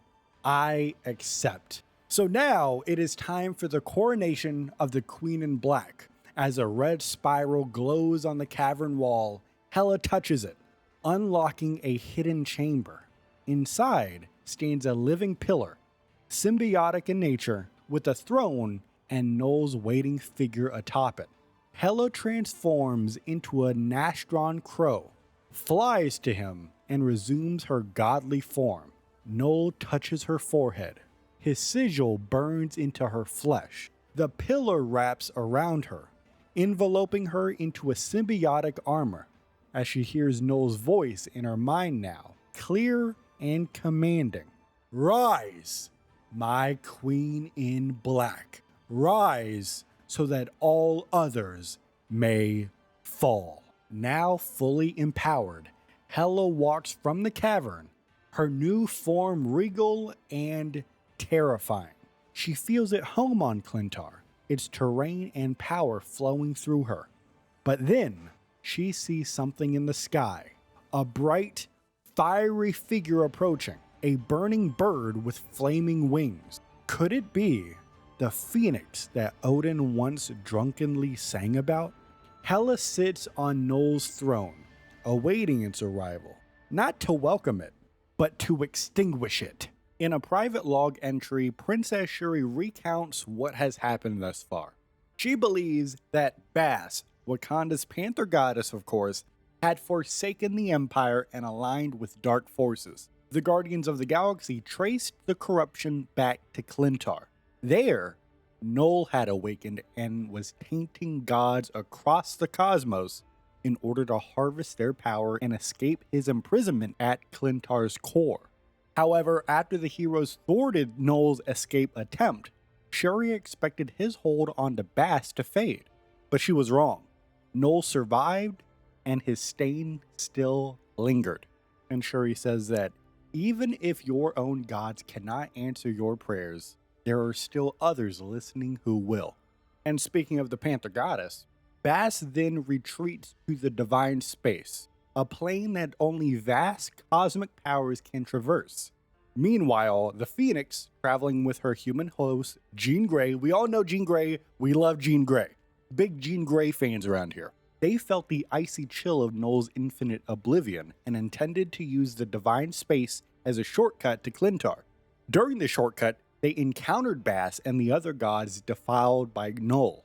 So, like the absolute goat that she is, the Phoenix purged them with cosmic flames, and the result being that Bast is now freed and ready to return home. Now you may be thinking to yourself, how does Shuri know all this? Well, Bast, after a literal fire was lit under her ass, returns to Shuri and tells her the tale. But unlike the last time Shuri and Bast had a conversation, which we've already covered in this timeline, go back and do the recap if you haven't already. Do your homework. Why don't you do your homework? But this conversation this time, there's no pain, there's no fear, there's no anger, there's no hatred. There's only a proud, noble voice from one god speaking to a princess as they are building their intergalactic empire. Now that Bast is on the right side again, the Panther goddess' tone brims with war-torn ferocity as she says, "The Panther was ready to hunt, and Noel was her prey." Now, everything's not perfect, right? We got, one small step for Wakandans. We got to do one large step for everybody else, I guess. I ruined the analogy. Everything's not perfect because we do have a complication. Bast's chosen avatar isn't Shuri, even though those two are all good now. Her avatar is King T'Challa, and he's absent from this reality because he's drawn across time and space by another conflict. So Bast gives Shuri the task with gathering warriors to return to Klyntar and end Noel's reign once and for all. But the problem is, many allies are already fighting other battles, leaving Shuri with limited options in their heroes. But Princess Shuri has a trick up her sleeve. She still has one eager soldier beside her, a refugee from a vampiric prison, sent to Wakanda to finish recovery. And we all know who this is, and there's only one of them. not literally, where the multiverse is literally an infinite amount of them, but for the sake of sounding cool right now, there's only one of them. There's only ever going to be one of them. So Princess Shuri admits that it will take more than just a single sword to end Null, but it's a start. So she punctuates the log with a double-edged line, where every blade counts. Next up, we have the Phoenix 7, which is going to be narrated by Jean Grey herself. We start off with Jean explaining that she was the sole host of the Phoenix Force until just moments ago. And she reflects that the Phoenix is always going through life, death, and rebirth. And today, Jean experienced a full cycle in a way she never expected. Jean came to Klyntar intending to burn Null out of existence with the Phoenix's fire. But when she arrived, instead of finding Null, she found his queen in black, Hela, and their confrontation erupted into battle in the skies over Klyntar, with Hela's power, supercharged by her bond with Null, overwhelming Jean. So, in a protective response, the Phoenix withdrew into an egg, waiting out the threat. But this was not an ordinary Phoenix egg. This had its heat so intense that it began to repel the symbiotes that made up Klyntar's surface. Now, some heroes, such as the Scarlet Witch and Venom, feared that the mass symbiote migration would create a rift in the planet's surface, which would allow Null to escape from his prison. So they wanted to remove the Phoenix egg from Klyntar entirely. But Jean Grey disagreed. She believed that it would be better to hatch the egg faster, which would restore all of her power. And to do so, she recruited allies to help her channel chronal energy from the Celestial Codex into the egg. Now, both factions of this conflict, I guess you can say, acted with the best intentions in mind. But those intentions clashed, and thus, their conflicting methods caused the Phoenix egg to prematurely crack, and the result is that the shards of the Phoenix Force shattered across Klyntar, bonding with other heroes. Jean Grey is still the Phoenix, but now so are 6 others. Let's count them up. One of her closest friends, one of her mortal enemies, a demon queen. You have 2 kings, one of the sea and one of space. You also have a lethal spy and an immortal warrior. That's a fun game. You gotta figure out the names for those. And Jean says, power like this doesn't belong in so many hands with such different agendas. And Jean doesn't trust it. But she does admit, the Phoenix has always chosen her host for a reason. So all I can do is have faith. On the planet of Klyntar, as Null is awake and prepping the universe for starless oblivion, and a small band of heroes tries to stop him, but they're getting swarmed by symbiotes. Iron Man yells, "I am covered helmet to boot, Jay, in symbiotes here. These slimy little creeps are oozing into every seam of my armor." Now, Tony Stark would rather still be on Krakoa salvaging Ultron parts, but he answered the call, and now he is knee-deep in goo. And speaking of Ultron, he, in a now salvaged, reprogrammed earlier body, coolly notes, "From analyzing the one you call Venom, I have learned that they are extremely vulnerable to sound waves and intense flames." And Tony responds by saying, "Right. Glad to have you on my side." "Yes, what a delight." So Tony jumps into action. He says, "Friday, initiate sonic pulse now." And his chest plate generator blasts a massive sound burst, forcing symbiotes to shriek and peel off. And Iron Man chases the retreating sludge and repulsor blasts them in mid-air. As he's doing this, he calls for support and he says, "Hey Ultron, maybe a little help here?" And Ultron just shrugs Tony off, because Tony's blackmail deal prevents him from hurting his allies, if you want to call them that. And his sensors can't distinguish these things from Venom. So he can't fire, he can't hurt these symbiotes. So Ultron says, "Such a shame. I could be quite useful right now." Tony, of course, gets a little annoyed by this. Ultron being a little sarcastic with the rules that are in place for him. And he says, don't hurt Venom or anyone on our side who happens to bond with one of these things, but feel free to exterminate the rest of them. So then he pushes on-the-fly code tweaks to Ultron's core, and Ultron begins to grin because of this. He unloads an encephalo ray fire, I believe I pronounced that right, which incinerates all of the symbiotes. And he says, "Oh, how I've missed this. If only we had the means to vaporize every wretched parasite on this planet at once." So now that they're no longer dealing with the symbiotes attacking them, Tony spots the husk of a fallen celestial, which was once in orbit, but is now on Klyntar thanks to a wild Guardian's plan, which we've covered in the past. Go check out the videos. Oh, hell yeah. And this celestial has likely been dead for millennia, but the armored frame remains. And who better to repurpose armor than Tony Stark? And he says, "Cover me. Keep the symbiotes out, okay?" Ultron relishes it and says, "Let Null send endless waves of his xenoformic sycophants. When all is done, only Ultron shall remain standing." And Tony hits him with a side eye. "Okay, I've got delicate work ahead and I can't afford any distractions. Good luck trying to seize control of a deceased space god. Humans always do so well when tampering with forces far beyond your control. Have a little faith, Ultron. If I could bring someone like you to the side of the angels, then this should be a piece of fuck." Tony is startled because he looks inside the Celestial, and the interior tech is light years beyond anything he's built. Tony is momentarily speechless, and Ultron monitors his vitals and says, "Your heart rate has escalated. Adjust the arc reactor before your feeble human body has a total system failure." And Tony wires in Gauntlet to port as he says, "I'm more interested in the big guys." Now Tony starts downloading stuff, okay? The connection floods Tony's head with everything the Celestial has seen. From the dawn of the universe, to Jeff the Land Shark hanging out with your mother, to Null ending the entire universe. For a moment, Tony transcends, and he likes it. A familiar voice cuts in. "Careful, friend, or you'll become lost in the boundless cosmic consciousness of this Celestial's lingering spirit."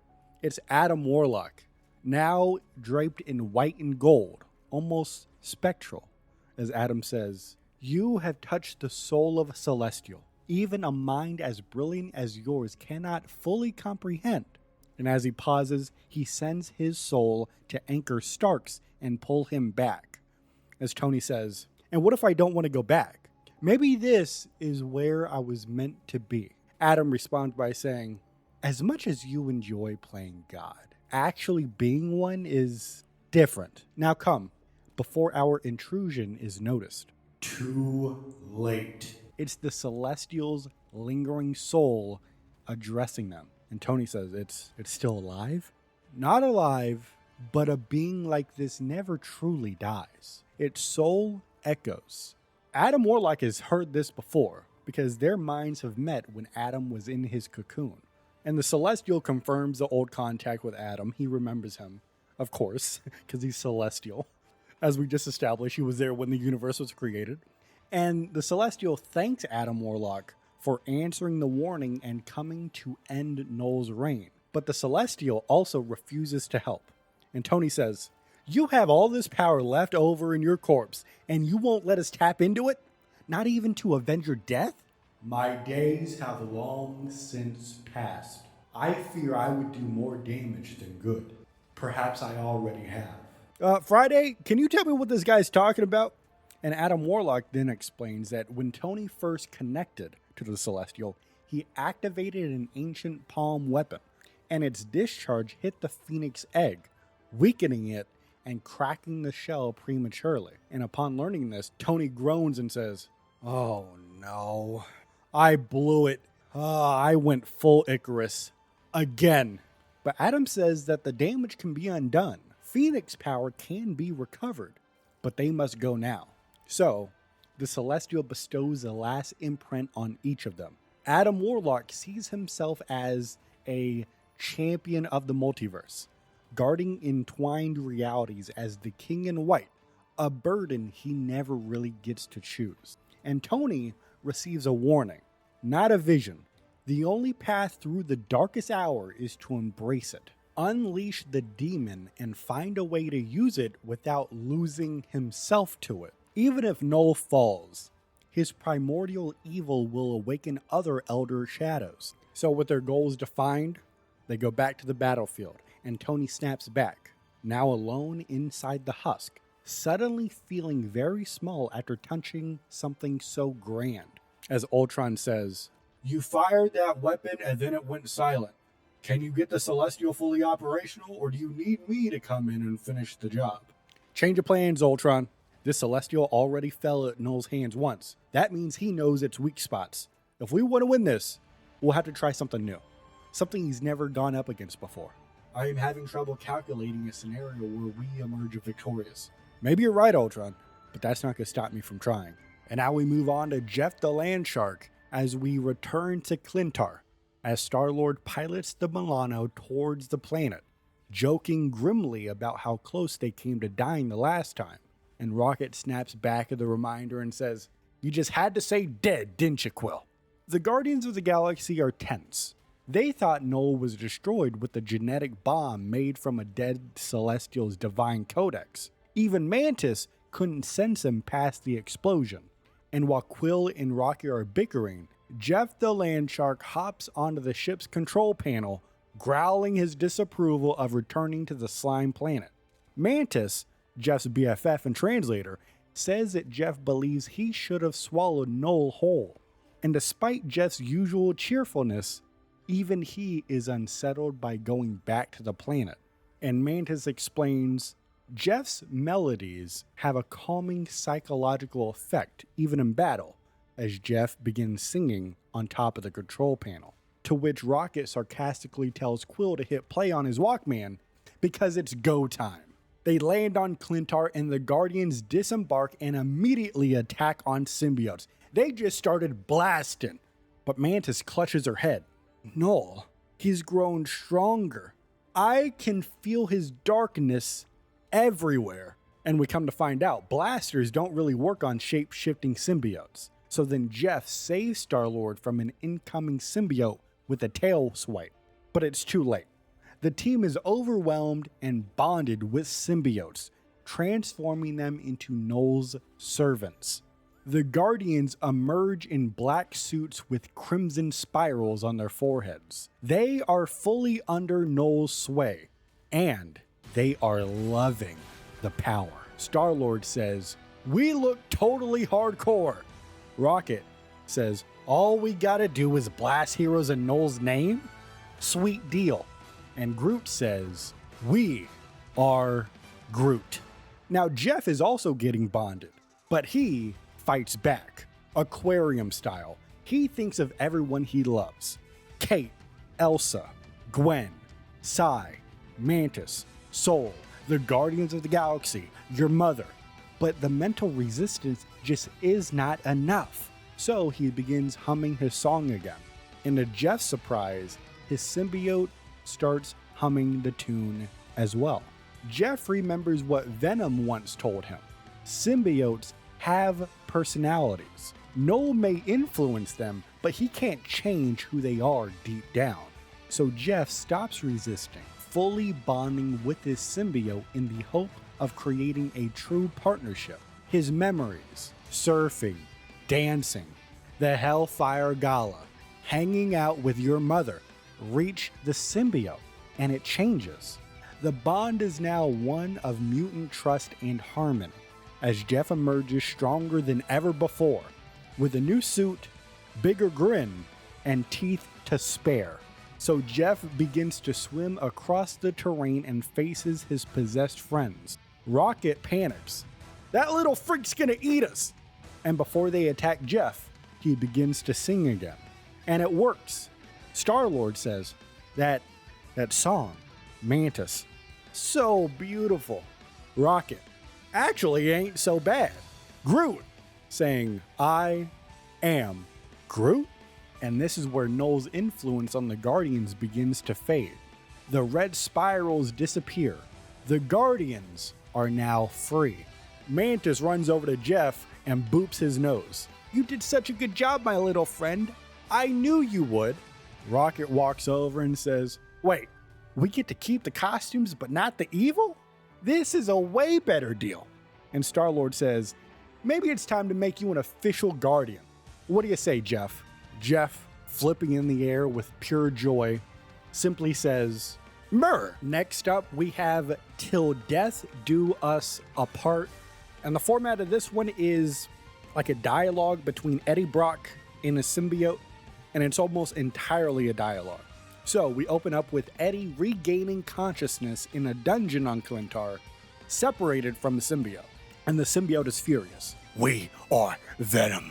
We should not be confined to cages." But something worse has happened. As you probably already know, Noel has escaped. And Eddie reveals that the shattering of the Phoenix egg released energy so intense that it punched a hole through Klyntar's surface. And just like Venom and Scarlet Witch had warned, this gave Noel the opening he needed to break free. And now that Noel is back, he's got the all black, the Necro Sword, right in his hand. And the symbiote says, "Wanda deserves attention. Her power is so delicious." "Now's not the time," Eddie says, as they both regret trying to stop Noel alone. But ironically, Hela beating them and separating them may have saved their lives. Because even though they're in separate cells, the symbiote insists their bond is unbreakable. And Eddie sarcastically agrees to this until he realizes he's not alone. Some other symbiotes have entered his cell, and they are hungry. Eddie's symbiote offers to speak to them telepathically through the hive mind, while Eddie jokes and says, "I want my meaty fist off the menu ASAP." You know, Eddie Brock out here, he's a stand-up comedian. That's something you gotta know about Eddie. He's a very funny guy. He also went to church, prayed to God to kill Peter Parker. That's a Spider-Man 3 reference. And since we're talking about Spider-Man 3, parallel, we're doing an MCU rewatch series right here on the channel. Watch those videos if you want to join us. If you're impressed on how I included that plug for another form of content that I do, leave a like on this video. All right, let's continue with the story.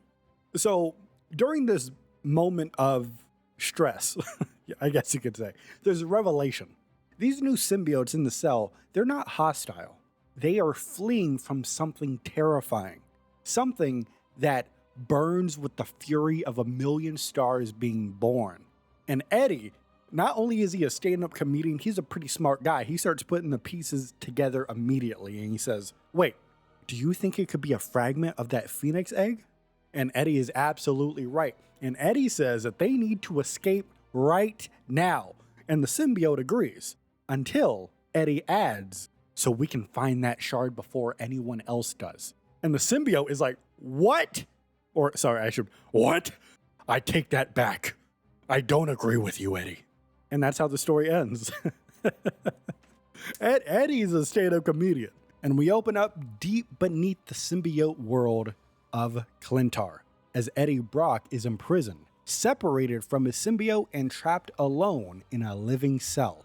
Above ground, things have gone from bad to cosmic doomsday. Noel has escaped. Hela, now his queen in black, has torn Eddie and his symbiote apart. Eddie is haunted by guilt. He knew Noel better than anyone and still failed to stop this. Now, the universe is on the brink, unless Eddie and his partner can act fast. They now see some flames approaching. A phoenix fragment nears. Eddie quickly realizes the symbiotes are scared of fire, and he suspects what's coming. Earlier, he saw the phoenix egg shattered during the war. Now, a shard must be nearby. He hopes the shard holds cosmic power that could help him fight back against Noel. But there's a problem. As Eddie reaches out telepathically to his symbiote in his own cell, the symbiote is terrified. Fire is in their DNA as a mortal fear. Going back to all black, the first symbiote forged in a celestial forge's flames. Eddie tries to convince it, A little fire now beats the eternal darkness under Null. As the flame trail blazes down the corridor, the fire is not ordinary. It's Phoenix Flame, the fire of creation itself. And Eddie tries to escape his cell, but the living bars grow fangs, slicing into his hands. Despite the pain, he rips the bars open still, bleeding but undeterred. Eddie's running, he's sprinting, tracking down the psychic voice of his symbiote to another nearby cell. This one has a solid wall to prevent the symbiote from escaping, so Eddie uses the nearby frightened symbiotes as a makeshift glove, shielding his fist to punch right through the wall. The frightened symbiotes refuse to bond with Eddie, recognizing that he already belongs to somebody else. His own symbiote leaps to him joyfully. They're finally together again. They're on some "we are Venom" hours. Together, they were Venom, but there was work to be done, and time was running out. Although they are now together again, the tunnels are collapsing and overheating from the battle on the surface. Eddie insists they need the Phoenix fragment to stand a chance. The symbiote protests again, but ultimately agrees. This could be their last stand. They race through the corridors as Phoenix fire burns hotter than ever. Eddie and the symbiote trying to endure. And right as Venom collapses from the heat, the flames part, revealing a fiery woman with red hair, a manifestation of the Phoenix Force, and she speaks telepathically, soothing both of them. She's not here to destroy them. She respects all life, including creatures born of darkness. She feels their purity of their bond, comparing it to her own with Jean Grey, as the Phoenix vows to protect them, calling their connection beautiful and rare. The Phoenix vanishes, and her place is in the Phoenix Shard. Eddie asks the symbiote one last time if it's ready. The symbiote agrees. As long as we're together, I'm ready for anything. Venom touches the shard and is engulfed in flame. But this time, the fire doesn't burn them from the outside. It ignites them from within like a star being born. Together, they become something new.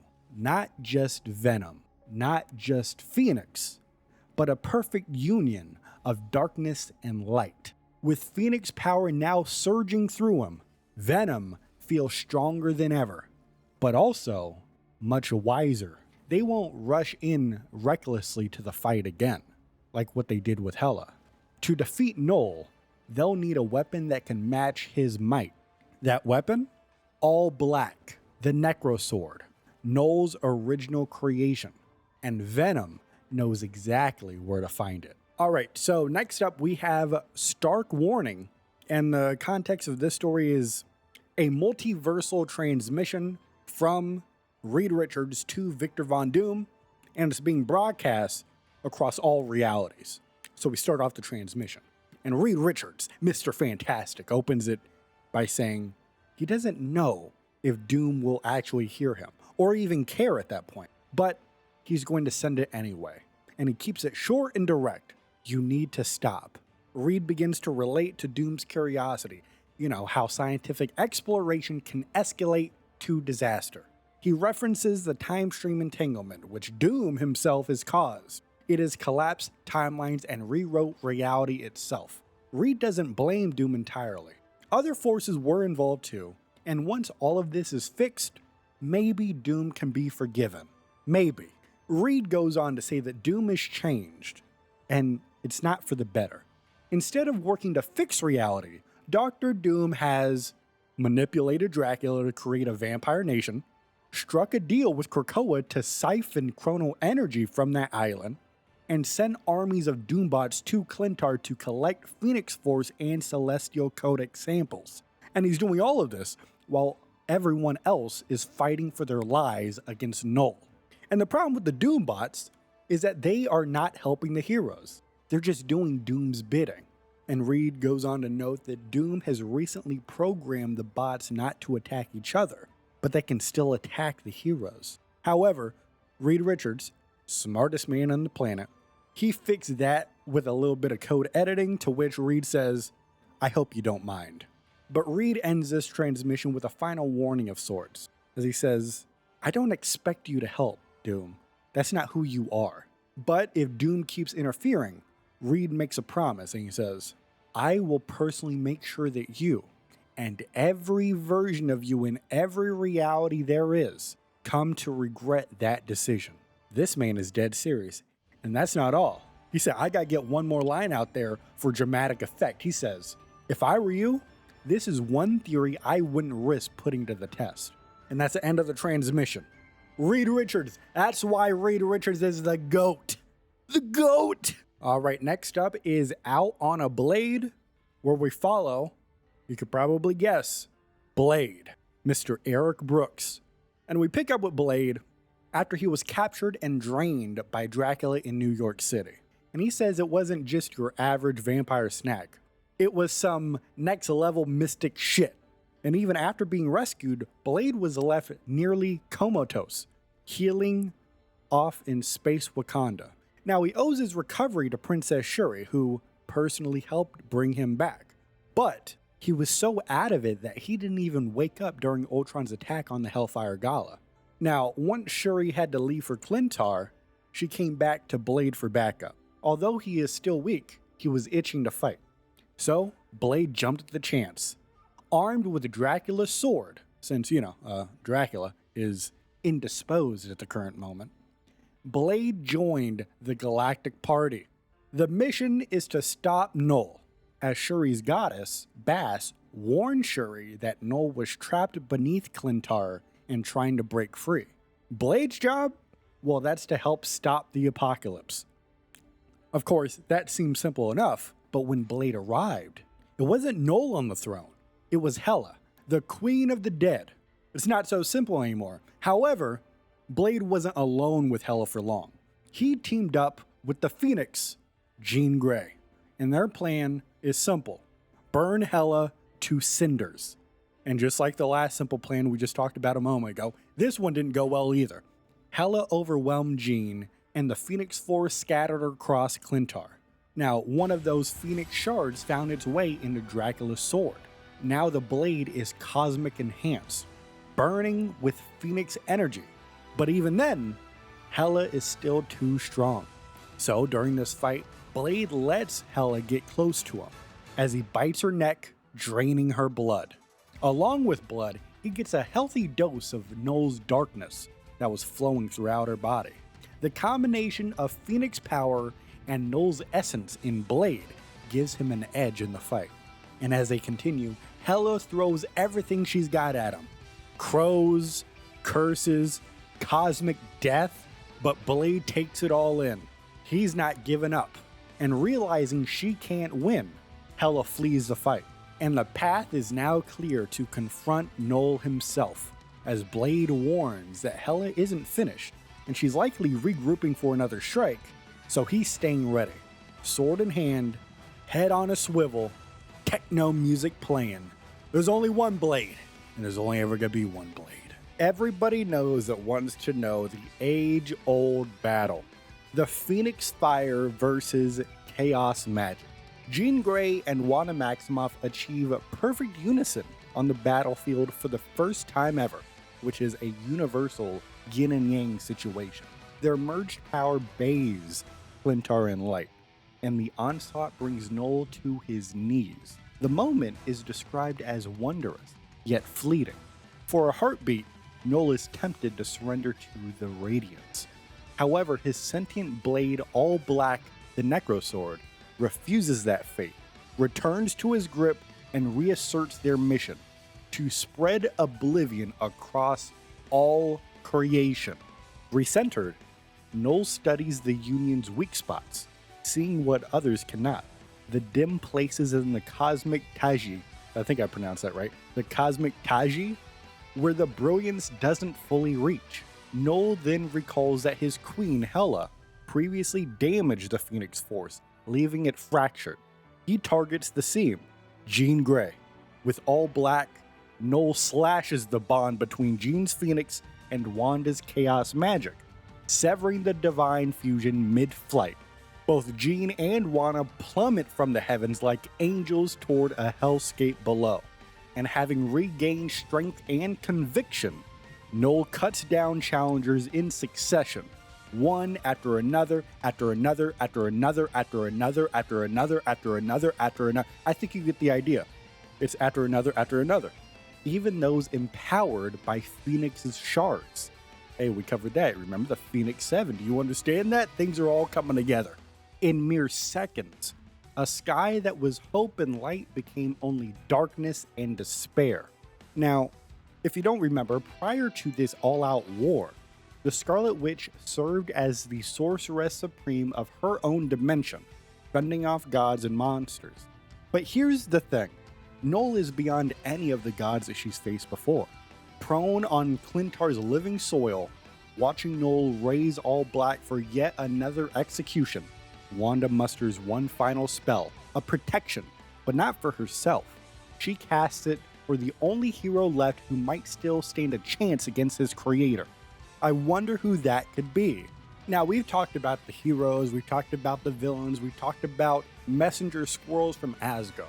How about we take a second and talk about the Necro Sword? Now, this weapon has gone by many names over the eon. We have the Necro Sword, the Godslayer, the Anaya Blade, and All Black.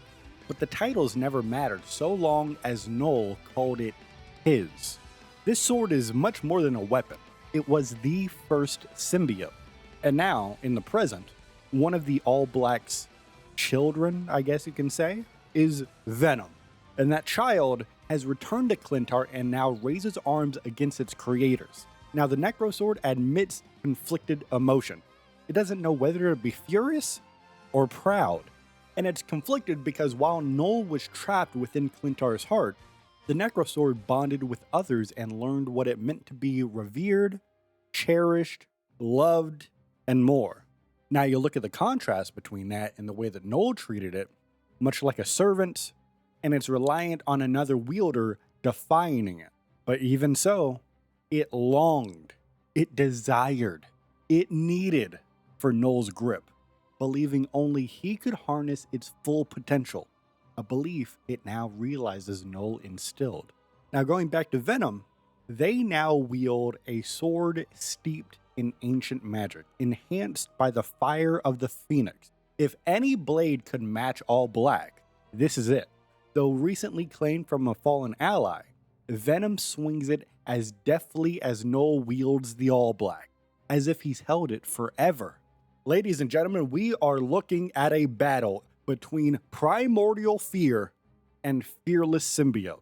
As Venom's blade arcs, it leaves a trail of cosmic flame that makes All Black recoil, going, a primal fear dating back to being forged in celestial fire, a fear passed to its offspring. But this child, Venom, does not fear fire. From the Venom's eyes, All Black wonders if he fears anything at all.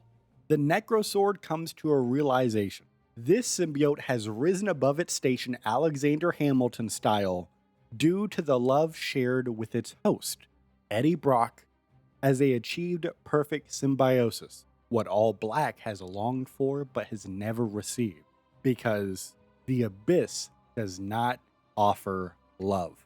Despite conceding that Noel likely wins on raw dark power, the Necro Sword poses the key question. Who is the true King in Black here? The Necro Sword wonders whether the hands that worshipped it will ever hold it again. Venom admits that their last Gambit failed despite Phoenix Fire augmenting their blade.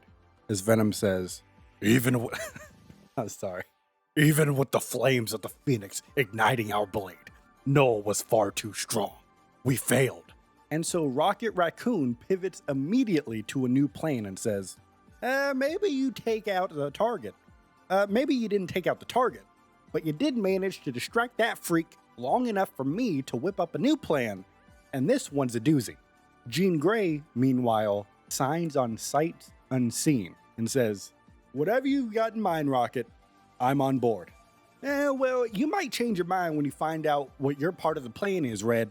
By the way, I want to just take a pause. I know these character impersonations aren't great, But I think we got to give a shout out to myself for putting myself on the spot, embarrassing myself in front of thousands of people. So if you appreciate that, please leave a like on the video if you haven't already. But I know you already have, right? Right? All right, let's continue. So Rocket continues and he says, see, the way I figure, your pal the Phoenix is good at two things. One of them is being reborn, which means the other is, I know Rocket, it's dying. Bingo. Death and rebirth. From all the stories I've heard, you've been stabbed more times than I have been pruning Groot. So then he continues talking about the mechanic of when the Phoenix host dies, they're reborn in an extra dimensional nexus of pure light, to which Jean Grey names it the White Hot Room. So one thing you gotta know about Venom is that his host, Eddie Brock, one time in another universe, sat down in church, prayed for God themselves to kill Peter Parker because he hated that guy so much. And his pictures at the Daily Bugle, he hated him. But another thing you gotta know about Venom is he enters this conversation building upon their plan, so to speak. And he says, if Noel were to be trapped in such a place, its pure radiance would eradicate his darkness, wiping away his stain from existence for good. But Jean objects to the missing bridge, and she says, there's no way to get Noel into the White Hot Room. I would never risk transferring even a fraction of the Phoenix Force to him. He would become infinitely more powerful. That's why you've got to die instead. Now, Jean kind of starts to understand what Rocket is putting together, and she says, okay, if I am going to sacrifice myself, again, I need to know it's for the right reason. What makes you think I could take Noel down with me? Now, this is where we go back in time a little bit. We recall what we've done earlier in the timeline. All right, here we go. Rocket and his ship, the Milano, crashed on Klyntar recently. And while they're stuck on the planet, he built a device operating on Captain Marvel's negabands. That's right. Captain Marvel has been mentioned in this story. She's coming to the game at some point. You better get ready, because I know I am. By the way, the Captain Marvel movie is pretty good. Both of them. Yeah, that's right. I said it, and you're going to accept it. But back to the story. So he built this device. It's operating on the negabands. And in doing so, it's able to swap locations with a celestial husk in Klyntar's orbit, freeing the ship with a position exchange. And he finishes off this explanation by saying, it swapped the ship's physical location with a celestial husk in orbit over Klyntar, and boom, problem solved. Rocket, that's impressive, but how does that help us against Noel? So Rocket goes into his plan. He has produced 2 portable circuit boards. So step 1 would be Jean rushing Noel and lets herself be impaled by the All Black while she is wearing the device. Noel won't notice it amid his victory, so to speak. And then step 2 is when Venom sneaks in and sticks the second board on Noel. And finally, step 3, upon Jean's rebirth in the White Hot Room, Rocket activates the sequence to swap them out. As Rocket says, then we got a switcheroo. Noel gets annihilated by the light while you're returned back to us, safe and sound.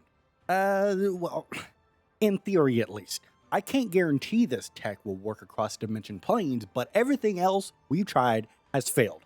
So this might be our last chance. Then it's the one we have to take. So she grabs the circuit board and sprints at the King in Black himself. As she says, I came here to stop Noel, and I plan on seeing it through, no matter the cost. Now, as Jean begins to fly away, Rocket yelps and says, whoa. Give me like 5 minutes and then you could go right back to getting yourself skewered. Promise. Jean agrees, and Jean and Venom huddle as Rocket slips to a secluded spot near a cave entrance to tinker with the second board that they plan on putting on Noel. He is so focused he doesn't notice the ground shifting below him. So then the Scarlet Witch shouts, Rocket, look out! But it's too late. Rocket is caught in the jaws of a giant symbiote dragon. He instinctively reaches for his cannon, feeling a sharp pain, realizing that he is trapped. Thinking very fast, he tosses the replicator to safety, grabs a quantum grenade, ready to blow himself up and the beast, if absolutely necessary. As he says, if I'm gonna be your last meal, I sure as Flark ain't going down easy. But the Scarlet Witch releases a wave of chaos magic surrounding the dragon as she looks Rocket Raccoon dead in his beady little eyes and says, "You won't be anyone's meal today. To be fair, you're barely an appetizer." And as the jaws loosen, Rocket forces himself free as Wanda's spell liquefies the dragon into a puddle of goop. As Rocket turns around and says, yeah, that will teach you to mess with the Guardians of the Galaxy." But Wanda warns that they may have been too late, because although Rocket is trying to put on a front and says he's perfectly fine, he's really not, because sparks spray from puncture wounds, as his cybernetic implants are severely damaged. They're integrated into his biology. Only his original modifier or someone with intimate knowledge could replace them.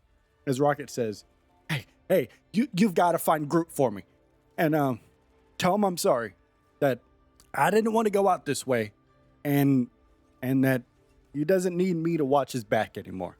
And as all hope is lost, a second symbiote approaches slowly, openly, projecting comfort rather than a threat.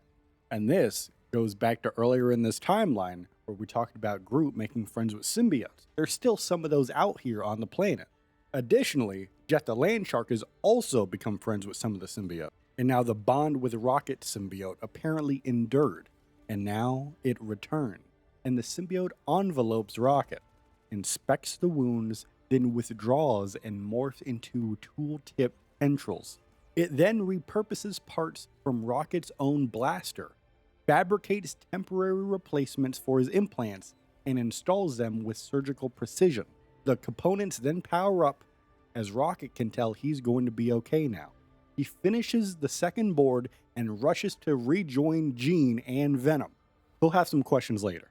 And speaking of later, let's get to later actually. Let's get some answers. Mr. Fantastic, Reed Richards is here checking on the repairs and asks, how? And Rocket finishes his summary by saying, "And then the little guy put me back together again. Good as new." Well, not quite as good as new, but certainly good enough. For a symbiote, it did a shockingly thorough job of repairing your internal systems, but the question is how? Now, Rocket guesses that the symbiote accessed his memories from the initial bond, maybe even old implant data from Half-World. But Reed Richards doubts that alone would explain fabrication knowledge, unless the symbiote itself had previously bonded with someone who understood Rocket's enhancements and knew him personally. So Reed proposes a codex scam, because of course symbiotes leave behind a genetic codex in its host, which is essentially like a family tree of past hosts. So he plans to do research on that, and Reed's device sweeps Rocket's spine. There's lots of alien DNA, of course, as you could probably guess, and a near perfect match to an Earth genetic subfamily called Lutrinae. I think I pronounced that right. And Rocket blinks, he's very confused. He says, that doesn't ring any bells. Reed says, well, here on Earth, we more commonly call them otters. And Rocket's eyes widen. There's only one otter he knows from Half-World who knows him that well. And he mutters, Lila. Now the implication here, of course, is the healer symbiote previously bonded with Lila, which is how it knew Rocket's system. Rocket vows to find Lila, even if it means scouring the galaxy, which is yet another mission he'll see through no matter the cost. Under cover of light, the Asgardian Queen of the Dead arrived at the gates of the 8th city seeking sanctuary, because the 8th city was once a hell prison, but now serves as refuge for beings that are cast out of heaven. Hela's horned crown rattles the soldiers, and their leader, Dzang, is unshaken. He has seen devils and recognizes Hela instantly. He is very hesitant to allow Hela to seek refuge with them, because harboring her endangers the populace.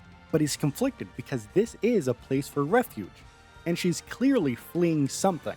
So after thinking about it, he allows Hela to enter the 8th city, and Hela is secured in a cell with a mystic seal. Dzang then asks what she's running from, and Hela whispers just one word, Null. After days of silence after that, Hela senses she won't be exploited and requests Dzang hear her out. and she recounts her story. She says that she traveled to a distant world to seize ancient power. Upon arrival, she forged an unholy alliance with a dark god, gaining vast new ability, and she nearly triumphed until a half-human warrior struck her down with a burning blade. As a result, fearing Null's retribution, Hela fled as far as possible to seek asylum. Now she feels her new powers fading, which is a sign to her that Null's reign has ended. So at the moment, she's relieved to be back to her old self. And to end the story, she implores release from the cell in the 8th city. Dzang thanks Hela for all of her honesty, but he refuses to free her just yet, because he thinks, even power drained, Hela is a traitor to the Chronoverse. In the 8th city, second chances must be earned, not given on demand. So, as he leaves, Dzang feels Hela's icy glare and hears her black heart pounding with rage. He turns back to her and says her confinement may turn out to be a blessing. It may serve as time to atone for her sins.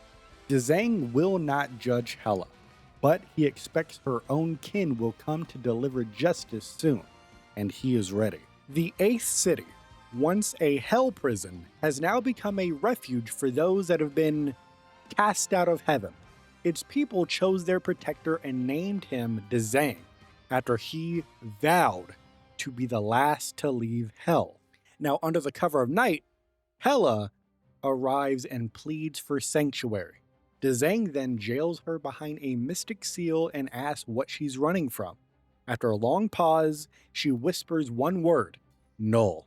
Then days later, she requests an audience and tells her tale, and the story begins where all stories should. The beginning, where she traveled to a distant world for ancient power, forged an unholy alliance with a dark god, nearly triumphed, then a half-human warrior vanquished her with his burning blade, and because of that, she then feared Null's wrath. So she fled as far as possible and finds herself in the 8th city. Now she feels her new powers fading, which to her means that Null's reign has ended. She is relieved to be back to her old self and then begs for release. However, Dzang thanks her for her honesty, but refuses to release her, because even though Hela is power drained, she is still a traitor to the Chronoverse. As Dzang says, second chances have to be earned, and as he leaves, he warns Hela that her own kin may soon deliver justice. Now let's travel over to the Fire Realm, where we meet Angela, and she corners Cinder, who is the Queen of Cinders, at spear point, suspecting a pact over Laza. And Cinder swears on the Twilight Sword she knows nothing of Hela or the child. And Angela notes the tremble in Cinder's flames, concludes that she's truthful about what she had just said, and then spares her. Now over in Jotunheim, Angela gleefully carves through frost giants, and King Laufey offers no intel on Hela or Laza either. We go over to Nidavellir, where King Eitri welcomes her with Dwarven ale. I am so sorry with these pronunciations. And finely wrought weapons that are, quote, befitting a queen. Angela declines because she'll celebrate after the quest. Right now, her blades are enough. Now, Queen Elsa Featherwine insists that the Dark Elves are the culprits. And for once, Angela thinks Elsa might be right. And in the Blood Muck Swamp, Angela thrashes Dark Elf mercs and confronts Malekith. And after she defeats him, he admits that Hela visited to ask how to use Laza's unique power to manipulate Nidhogg, the Black Dragon's subconscious, to make the beast her thrall. So, upon learning this, Angela's next stop is beneath Asgard, where Nidhogg gnaws at Yggdrasil's roots. But when she gets there, Nidhogg is absent. Instead, Munin, which is Odin's raven, arrives there. And he says he's returned from Klyntar, where he saw Hela fighting for Null as his queen in black. and Angela moves to head right for Klyntar. However, Munin advises against it because Hela's reign there was short-lived, and she is already fled. He didn't see where she went, but Angela reasons she'd retreat to Niflheim because that is where Hela's dark fortress lies, and also her army of the dead. So she begins traveling. She's on her way over there, and upon arrival, the undead rush her. She defeats all of them, except for one. And this lone soul radiates unusual power.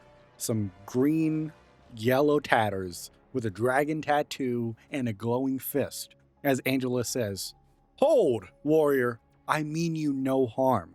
It is only your queen I wish to shred to ribbons." And the warrior responds first by chuckling, and he says, "Not my queen. I only serve Shu Lao." Shu Lao? I have never heard that name before. You will, soon enough, if you want to find Hela. Is this Shu Lao here in Niflheim then? No, she's there, in Kunlun. So then Angela then asks how to reach Kunlun. So the soldier opens his palm, revealing a green dragon-shaped crystal, as he says, "This should lead you there. A bit of Shang Lu Shi in crystal form." And Angela says, "Well, how do I repay you? This one? This one's on me." Everything has a cost." "Oh, fair enough. How about this? If you happen to meet someone named Luke, you tell him that I said hi and bye." And he looked skyward. "Now, if you'll excuse me, my ride is finally here." And then a Valkyrie arrives on winged steed to bear him straight to Valhalla. And Angela departs, guided by the Chi crystal. She arrives on Kunlun as she sees an ensemble of heroes preparing for an impending invasion, and she spots a man in green and yellow with the dragon emblem, like the warrior that she was just talking to. And she goes, Are you the one they call Luke?" No, I'm Lin Li, but you could just call me Iron Fist." "I see. Then I must seek audience with Shu Lao." Get in line, lady. The big guy's asleep right now. And as his immortal weapon, that means I've got to deal with a mountain of problems. Doom is planning an attack on the heart of heaven. The ace city of Dzang somehow has merged with the other 7 as well. Oh, and I've been stuck babysitting this itty-bitty goddess that the Prince of Orphans took in. So unless you're planning to join the fight, indeed I am. And then she begins charging at Iron Fist. And she does this because as he's, pontificating, monologuing at Angela just moments before, she thinks that she caught a hint, just a scent of Alaza on his garments. And this itty-bitty goddess that he mentioned confirms her suspicion. Now, whether Iron Fist is complicit or not doesn't matter. She vows whoever took Laza will pay, and they'll perhaps pay the highest price they would ever pay. Oh my goodness. Lin Li storms into Shu Lao's chamber, and he yells, "What in the name of the 7 cities do you think you're doing, Shan Lao?" Protecting Kunlun, just as I always have. In case you forgot, that's my job." And the dragon leans in and says, "For now, we shall see how long that remains true." Is that a threat? No, it is a fact. And Lin responds to that by saying, "You picked me to be your Iron Fist. You're really gonna let someone strip that away from me? Because a madman in a metal mask wants more power?" "Lin, there are rules. Rules that were not followed when I anointed you as my champion. I was wrong." And now we have a little bit of a flashback, okay? Because Lin was Swordmaster before he was the Iron Fist.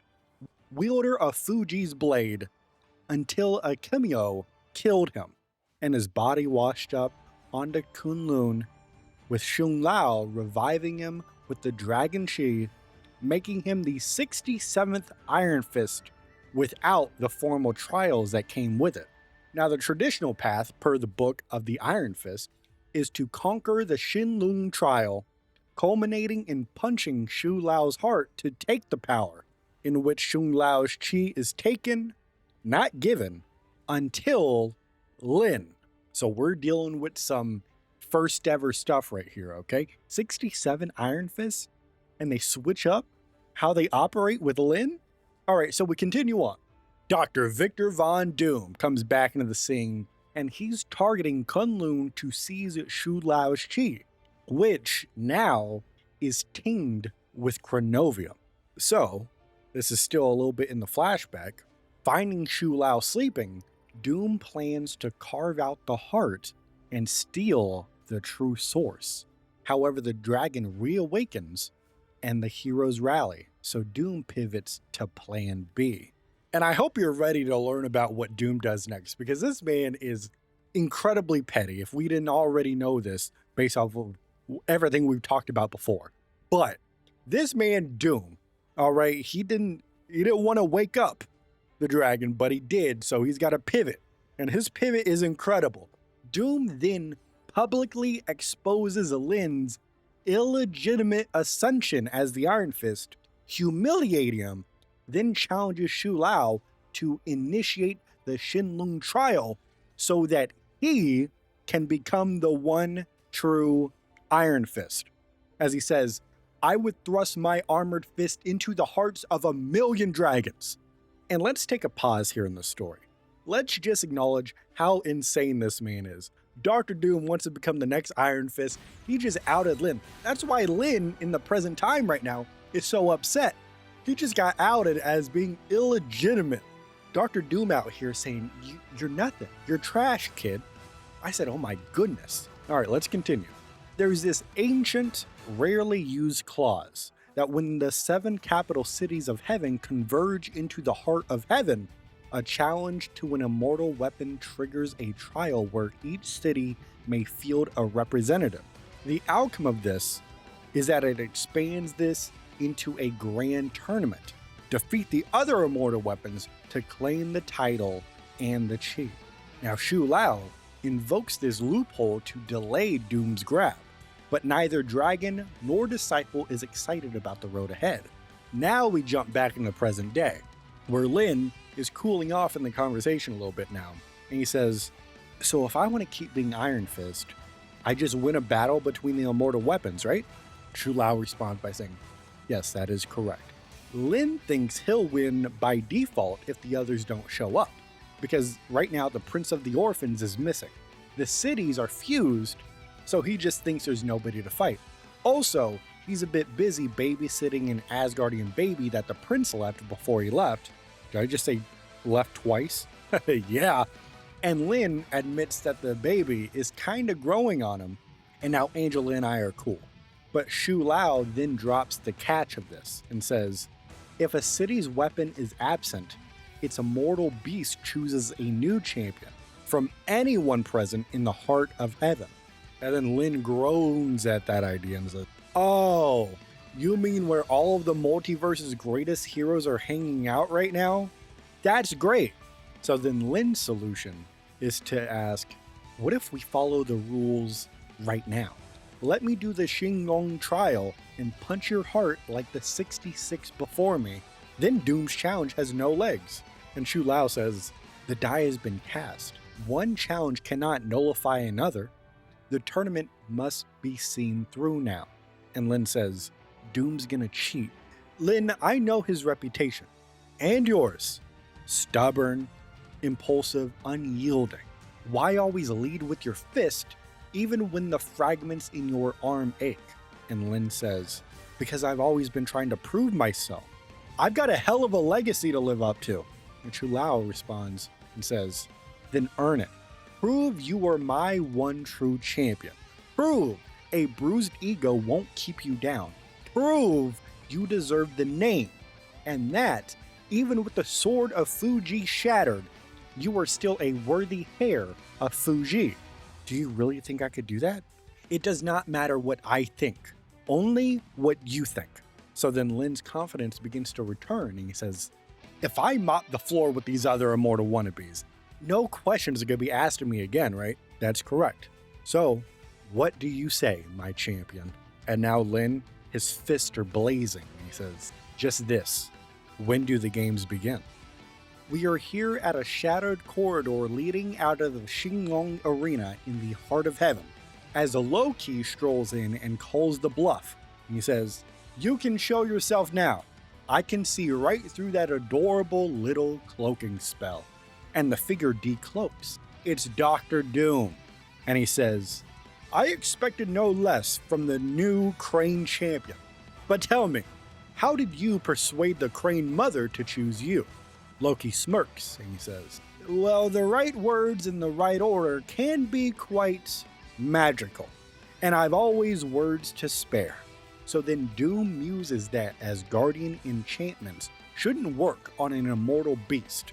To that, Loki shrugs and says, "If I could bewitch Odin, I could bewitch anyone." And then Loki adds a little tidbit and says that there are apparently 8 capital cities now, or there will be, if the mortal in the devil horns gets what he wants.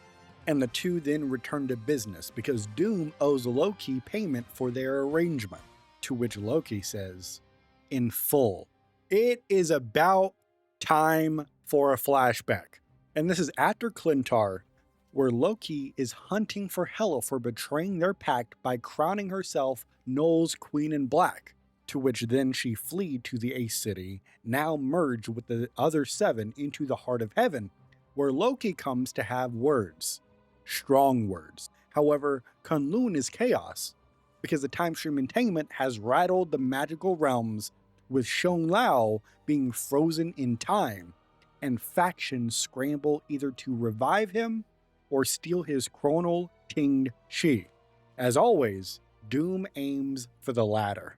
However, when Shu Lao awakens, Doom can't simply carve out Dragonfire. Instead, he attacks Iron Fist's legitimacy, expecting a solo trial so he could become the Iron Fist. However, Shu Lao counters that by acknowledging that in the Book of the Iron Fist, when the capital cities converge, a grand tournament in the Xinglong Arena decides the mantle. Each city's immortal beast chooses a champion from the heroes assembled. Now Doom must sully his hands, and with most traditional immortal weapons vanished, the immortal beasts recruit new avatars. Zagombo taps Storm, standing in for the Prince of the Orphans. Peng Lai selects Groot. Hoodoo of the Undercity picks Wolverine, snagging a slot Loki thought he would take. And Hugh Kuei, the Vermilion Bird of Kunzai, appoints the Invisible Woman, which appears to leave Loki out in the cold of this tournament. And that is where Dr. Doom enters with a proposition, and he offers this. If Loki can secure a slot as the immortal weapon and win, Doom will help crush his rivals. In return, Loki must hand over the grand prize, Shu Lao Shi. And Loki responds to this proposition by saying, "And how does this scheme benefit me? Name your price." Loki begins to grin. "A single feather from the Phoenix." Now, Doom's bots already nabbed a Phoenix feather back on Klyntar, and Loki has already woven Yggdrasil's sap into a blank canvas. So with a Phoenix feather as quill and the right ink, he aims to rewrite his legend. Not the god of lies, but the god of stories. So Dr. Doom agrees and promises to remove the Invisible Woman from the bracket by tugging the Richards family strings. Now, Loki must get Kunzai's immortal beast to choose him. And on this journey to do so, Loki is mobbed by Crane daughters, who are Kunzai's, illusion doubles, to which they merge into a giant burning crane. And Loki shifts to Frost giant form to fight it, smacks it from the sky, then pops the casket of ancient winters to snuff the flames. Now Hugh Kuei is impressed after seeing this. However, not impressed enough to grant the title. So then Loki places a gamble. He then tries Amora the Enchantress Beguiling spell. That doesn't work either. So he lies prettier. He promises a phoenix feather as tribute, as he brandishes a feather from Munin ignites it with Muspelheim's flame, and sets the illusion. The result being that the Crane Mother changes course. Loki is now named Crane Champion, immortal weapon of Kunzai. The Shenlong Arena gasps when the God of Mischief is now announced as a contestant. Now we're back in present time, where Doom reaches for the prize. His hand comes out empty as he says, "You will get your payment, Laufey-san, only after the tournament is won." Loki, of course, is upset and he says, "You dare defy me, mortal." Doom dares. What mortal should never dare to trust Loki? When the battle is over, the Phoenix Feather is yours, not a moment sooner. Now at this moment, Loki weighs looking Doctor Doom right in his eyes and turning him into a frog, but he decides against it, because Doom's right. Loki would not have honored the deal if paid up front, and honestly, it's a bit refreshing to scheme with someone who plays chess at his level. So as Loki is walking away, he says, "It will take more than just tricks to defeat the most powerful champions in the multiverse, though I am certain some will come in handy." And Doom, smiling behind his mask, says, "Once again, I expect no less." Now this gallery card is a Let the Sleeping Dragon Lie, and the narrator is Shulao the Undying himself, the dragon whose heart empowers the Iron Fist lineage, who has gone by many names across the eons, but here in Kunlun, he is called Shulao. And over 1,000,000 years, he has shared his power with noble champions, the Immortal Weapons and Iron Fist, who defend Kunlun. However, for the first time, the dragon admits fear for his city and its people, because as a result of some mortal meddling fracturing space-time, it has forced all 7 capital cities of heaven to materialize on the same plane and creating the heart of heaven, which is an alignment of the cities meant to only occur every 88 years. What should be a glorious festival becomes a war between gods and demons. And because of this temporal chaos, Shulao admits that he became frozen in time, as if he was in a walking dream. And with the current Iron Fist away aiding other realms, Doctor Doom seizes the opening to invade Kunlun and take Shulao's heart, the wellspring of Shai shared with every Iron Fist. But there's a wrinkle in this story because the time stream entanglement has struck and fused with the dragon's heart, interlacing it with new energy, raising the stakes of any thief. And as Dr. Doom is trying to do this, Shulao wonders what Doom's motive for this could be. Would it be healing his scarred face? Would it be purifying a lost loved one's soul? When it comes down to it, Shulao has no idea what Dr. Doom is doing this for. All that he knows is that Dr. Doom needs to be stopped. And there's a relief, because the Iron Fist returns with many allies to defend the Heart of Heaven. But you see, here's another problem. Iron Fist is back, and that's great.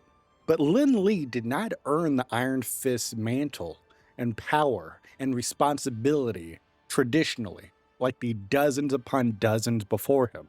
Lin was given it by Shulao, and if this fact is revealed, it could very well spell the end of Kunlun as we know it, and perhaps all of reality. But Shulao admits that what was given can always be taken away. This is the Angel and Devil Gallery card, and we start inside Shulao's palace in Kunlun, where the ancient dragon sits utterly motionless, seemingly frozen in time. And Dzang arrives, saying, "I've waited a long time to finally get an audience with you, Shulao. The least you can do is awaken from your slumber and acknowledge my presence." And Dzang pauses for what feels like an eternity, with no breath, no response at all from Shulao. So Dzang decides to proceed anyway, promising to speak even if the dragon won't, as he says, "Fine, if you won't speak, I'll at least make sure you listen to everything I have to say." So Dzang starts to explain that the capital cities of heaven have converged prematurely, There are more than 7, and he represents the 8th city. Now, the 8th city was long treated as a prison for criminals and monsters, but under his leadership, it has become a refuge for the displaced, people with nowhere else to go within this wider war of the multiverse. Dzang then declares his demand for representation and willingness to fight to secure it. And it's at this moment, a woman's voice cuts in from behind, dismissing Dzang's credentials, as a woman says, "You know nothing of fighting. Not until you have crossed blades with elder gods on the edge of oblivion and lived to tell the tale." And this woman has red hair, golden armor, and a massive spear in her hand. She strides into the palace as Dzang turns to face her. As Dzang says, "I recognize your heartbeat. You are Asgardian. Born of the gods, perhaps, but I was raised by angels." And Dzang scoffs. "Angels.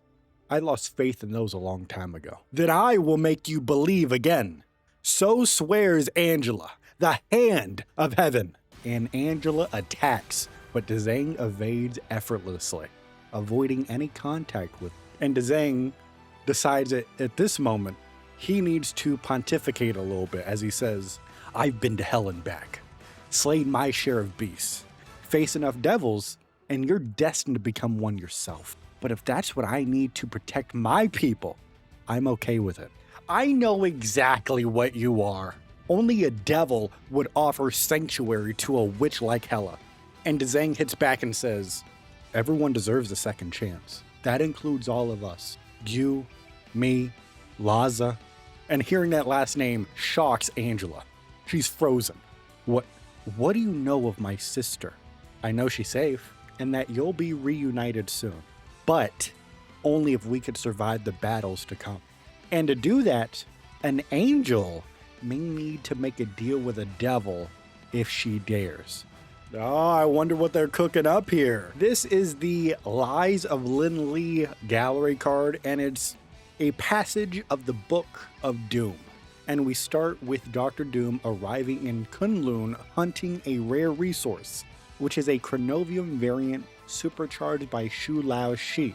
As Dr. Doom writes that he vowed to claim every last drop of Shi flowing throughout the slumbering beast's heart in the name of Doom. However, a team of heroes wakes Shu Lao from his slumber, forcing Doom to pivot, because he won't waste time on a direct brawl with the heroes when a sleeping target would have been much simpler.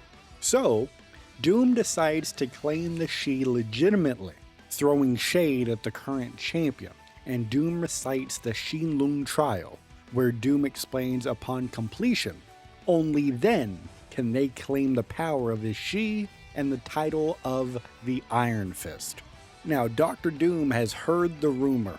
This rumor is that Lin Lee never took the trial, and that Shu Lao gifted him the power of the Iron Fist out of pity when he was dying. And it's this rumor that Doom hopes to be true so he could weaponize it to claim the Iron Fist power for himself. And if you know one thing about Dr. Doom, is that his face is pretty messed up. But if you know another thing about Dr. Doom, he's kind of petty.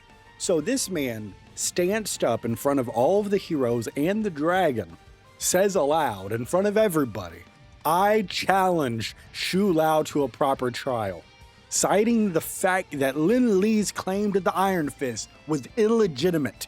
"I demanded the chance to prove my worth." And Doom explains after pretty much outing Lin as an illegitimate Iron Fist, Shu Lao responds, and Doom explains that Shu Lao says he invoked a law. If a challenge is raised when the capital cities of heaven have converged, each city is allowed the chance to claim that power by participating in an epic tournament. And stepping back from the story for a second, I'm not sure if you're paying attention fully. I don't know if you're fully aware of this, but we have mentioned the cities have converged. This is the perfect time to do this tournament. So Dr. Doom accepts the terms, as he's still certain he'll win against any mortal or immortal that participates in this tournament. and decides that if Shu Lao can field a champion, so can he. Alright, this gallery card is the all-new Immortal weapons. And this one is narrated by Galacta, as she says, "Hey there, rivals. It's your girl, Galacta, with a major announcement.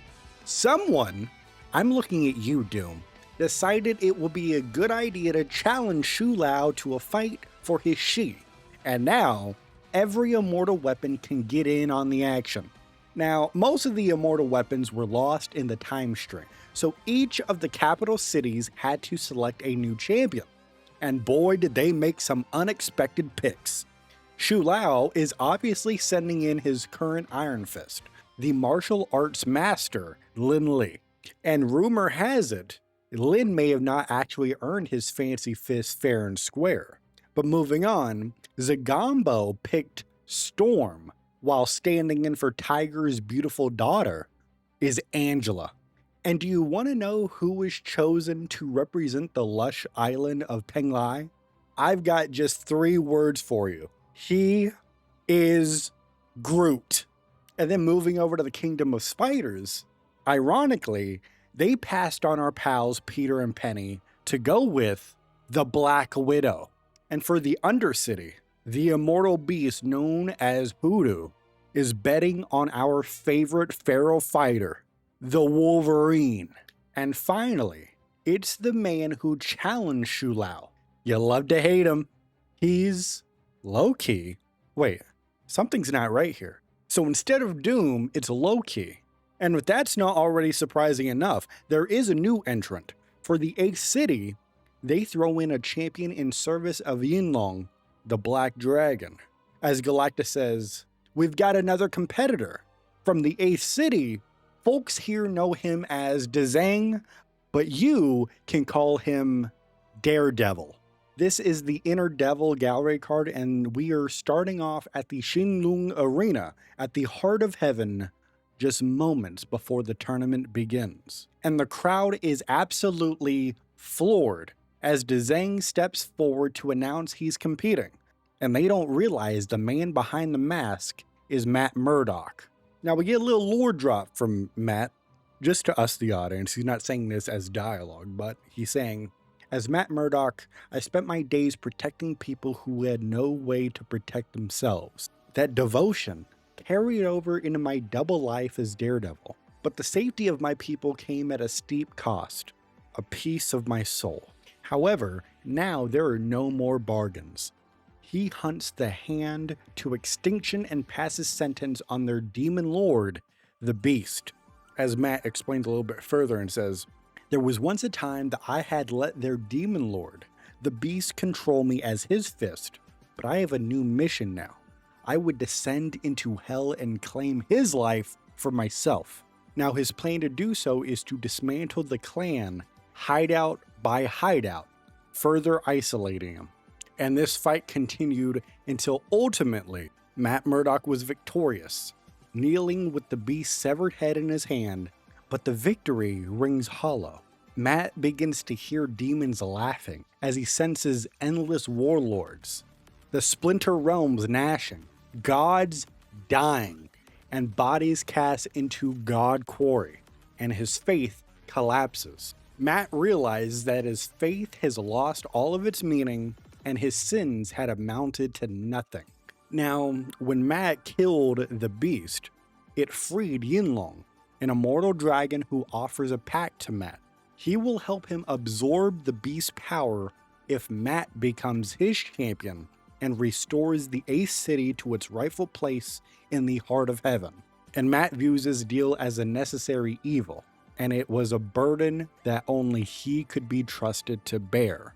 So Matt accepts this deal and becomes Dzang, a redeemer of lost souls. And Matt says that his people may have called him something new, but the horns still fit just the same.